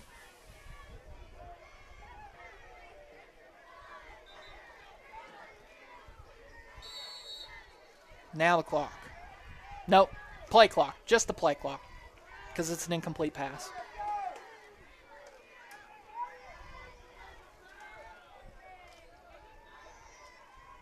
Fake the handoff to Snodgrass. He's being pressured from his blind side, but gets away from it. Throws it to Savage on the screen. Tries to get across. He's going to get a loss on the play. It's one of the best negative 2-yard pass plays I've ever seen. I know that sounds sarcastic, but Ponceroff should have been sacked. I don't know how he got out of that. Yeah. This is kind of a teaching moment here for Gump, because that outside linebacker, Nebraska, has absolutely killed him tonight. I did look up. He was blocking a kid. I don't know if there's a miscommunication between him and the guard of coming in. Deep ball, thrown it out there. Tyson Price is open, and he makes his first catch of the year over into opponent territory, down to the 45. And it'll be first down and 10 here. And there's a flag on the play, and it's going to be a personal foul. They're going to call a personal. That should be completed. It's going to be a dead ball foul. So that will be 28 yards. By who was it caught it there, Ethan? That was Tyson Price. All right. Let me give him his stats.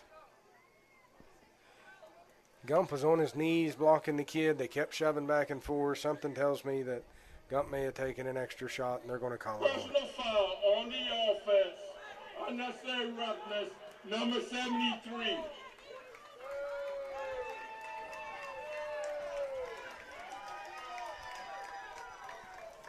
All right, so it'll be third down here.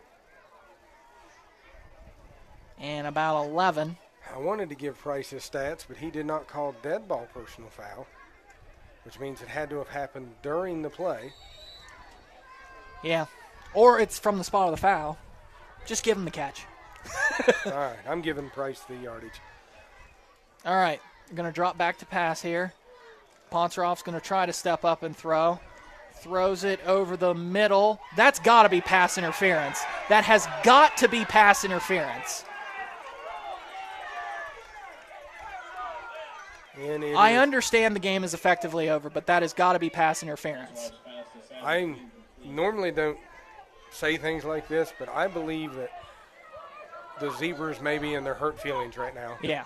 And they're not calling this game correctly, understanding it's out of reach. But that was a pretty outrageous call there.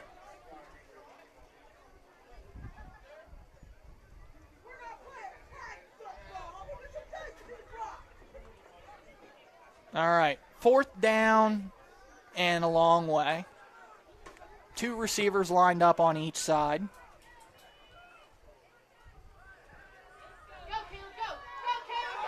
They're trying to get a run here. Caleb Snodgrass takes a long way on fourth down, but it's not going to be a first down here. It is not, Toothman. It is not a first down.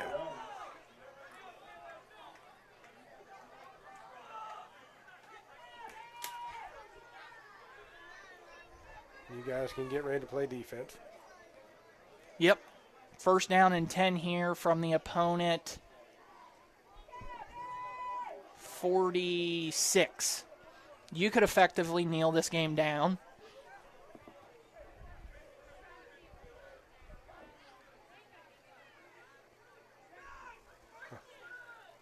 So they'll probably kneel this game down.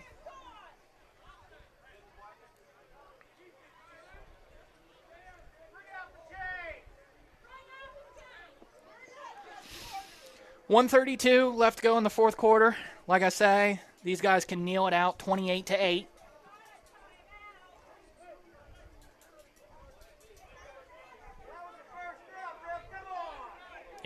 I have to say it wasn't a first down. Yeah, the first down was at the 42. The ball is obviously at the 41.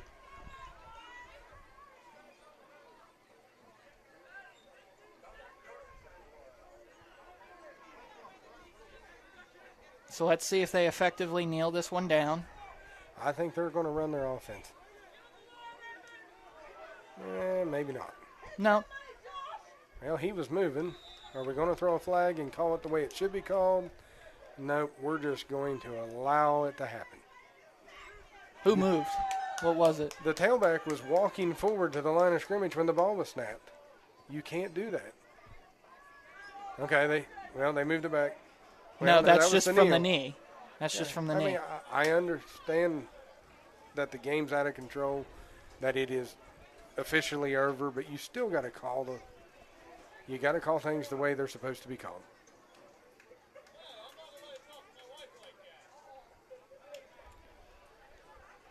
Under 10 seconds to go on the play clock, under a minute left in this game. Kneel down. And they'll have to do one more snap for the end of the game. Next week, Clay-Battelle will take on Valley Wetzel at Valley Wetzel. Should be a fun one. Be sure to tune in for us. Hopefully we'll be able to broadcast that game on the air. Chance you'll be here. I'll be here. And looking forward to it as two, I would say, playoff teams coming together. And, actually that's going to be the final snap of the game. So your final score tonight here, Clay-Battelle 8, Wierton Madonna 28. Thank you for listening, and good night. Health works for you. High school football on WHAR has been brought to you by HealthWorks. When your body hurts, go to HealthWorks. 9 convenient locations to serve you. By Lang Monument, family owned since 1874 in the Wharf District, Morgantown. By Morgantown Power Sports, carrying a complete lineup of Honda, Yamaha, Suzuki, Kawasaki, and KTM. Morgantown Power Sports on the mile ground. By Mon Health System, feel the difference. By Advanced HVAC and Plumbing, the area's only Carrier factory authorized dealer. Turn to the experts. By the Insurance Centers, where serving you is our best policy. And by Omega Commercial Interiors. For office furniture, buy local at Omega in Morgantown and Charleston. Stay tuned. Metro News High School Game Night is coming up next on 104.5 FM and 1440 AM WHAR, the voice of Morgantown. This is the WHAR post-game show presented by the Insurance Centers, where serving you is our best policy.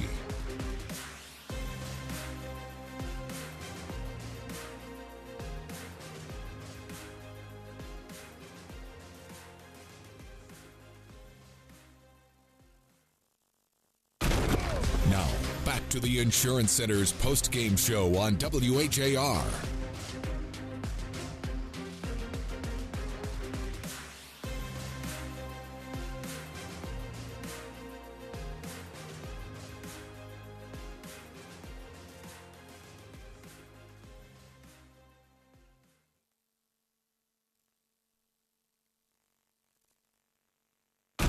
This is the WHAR Halftime Show, presented by the Mon Health System. Feel the difference.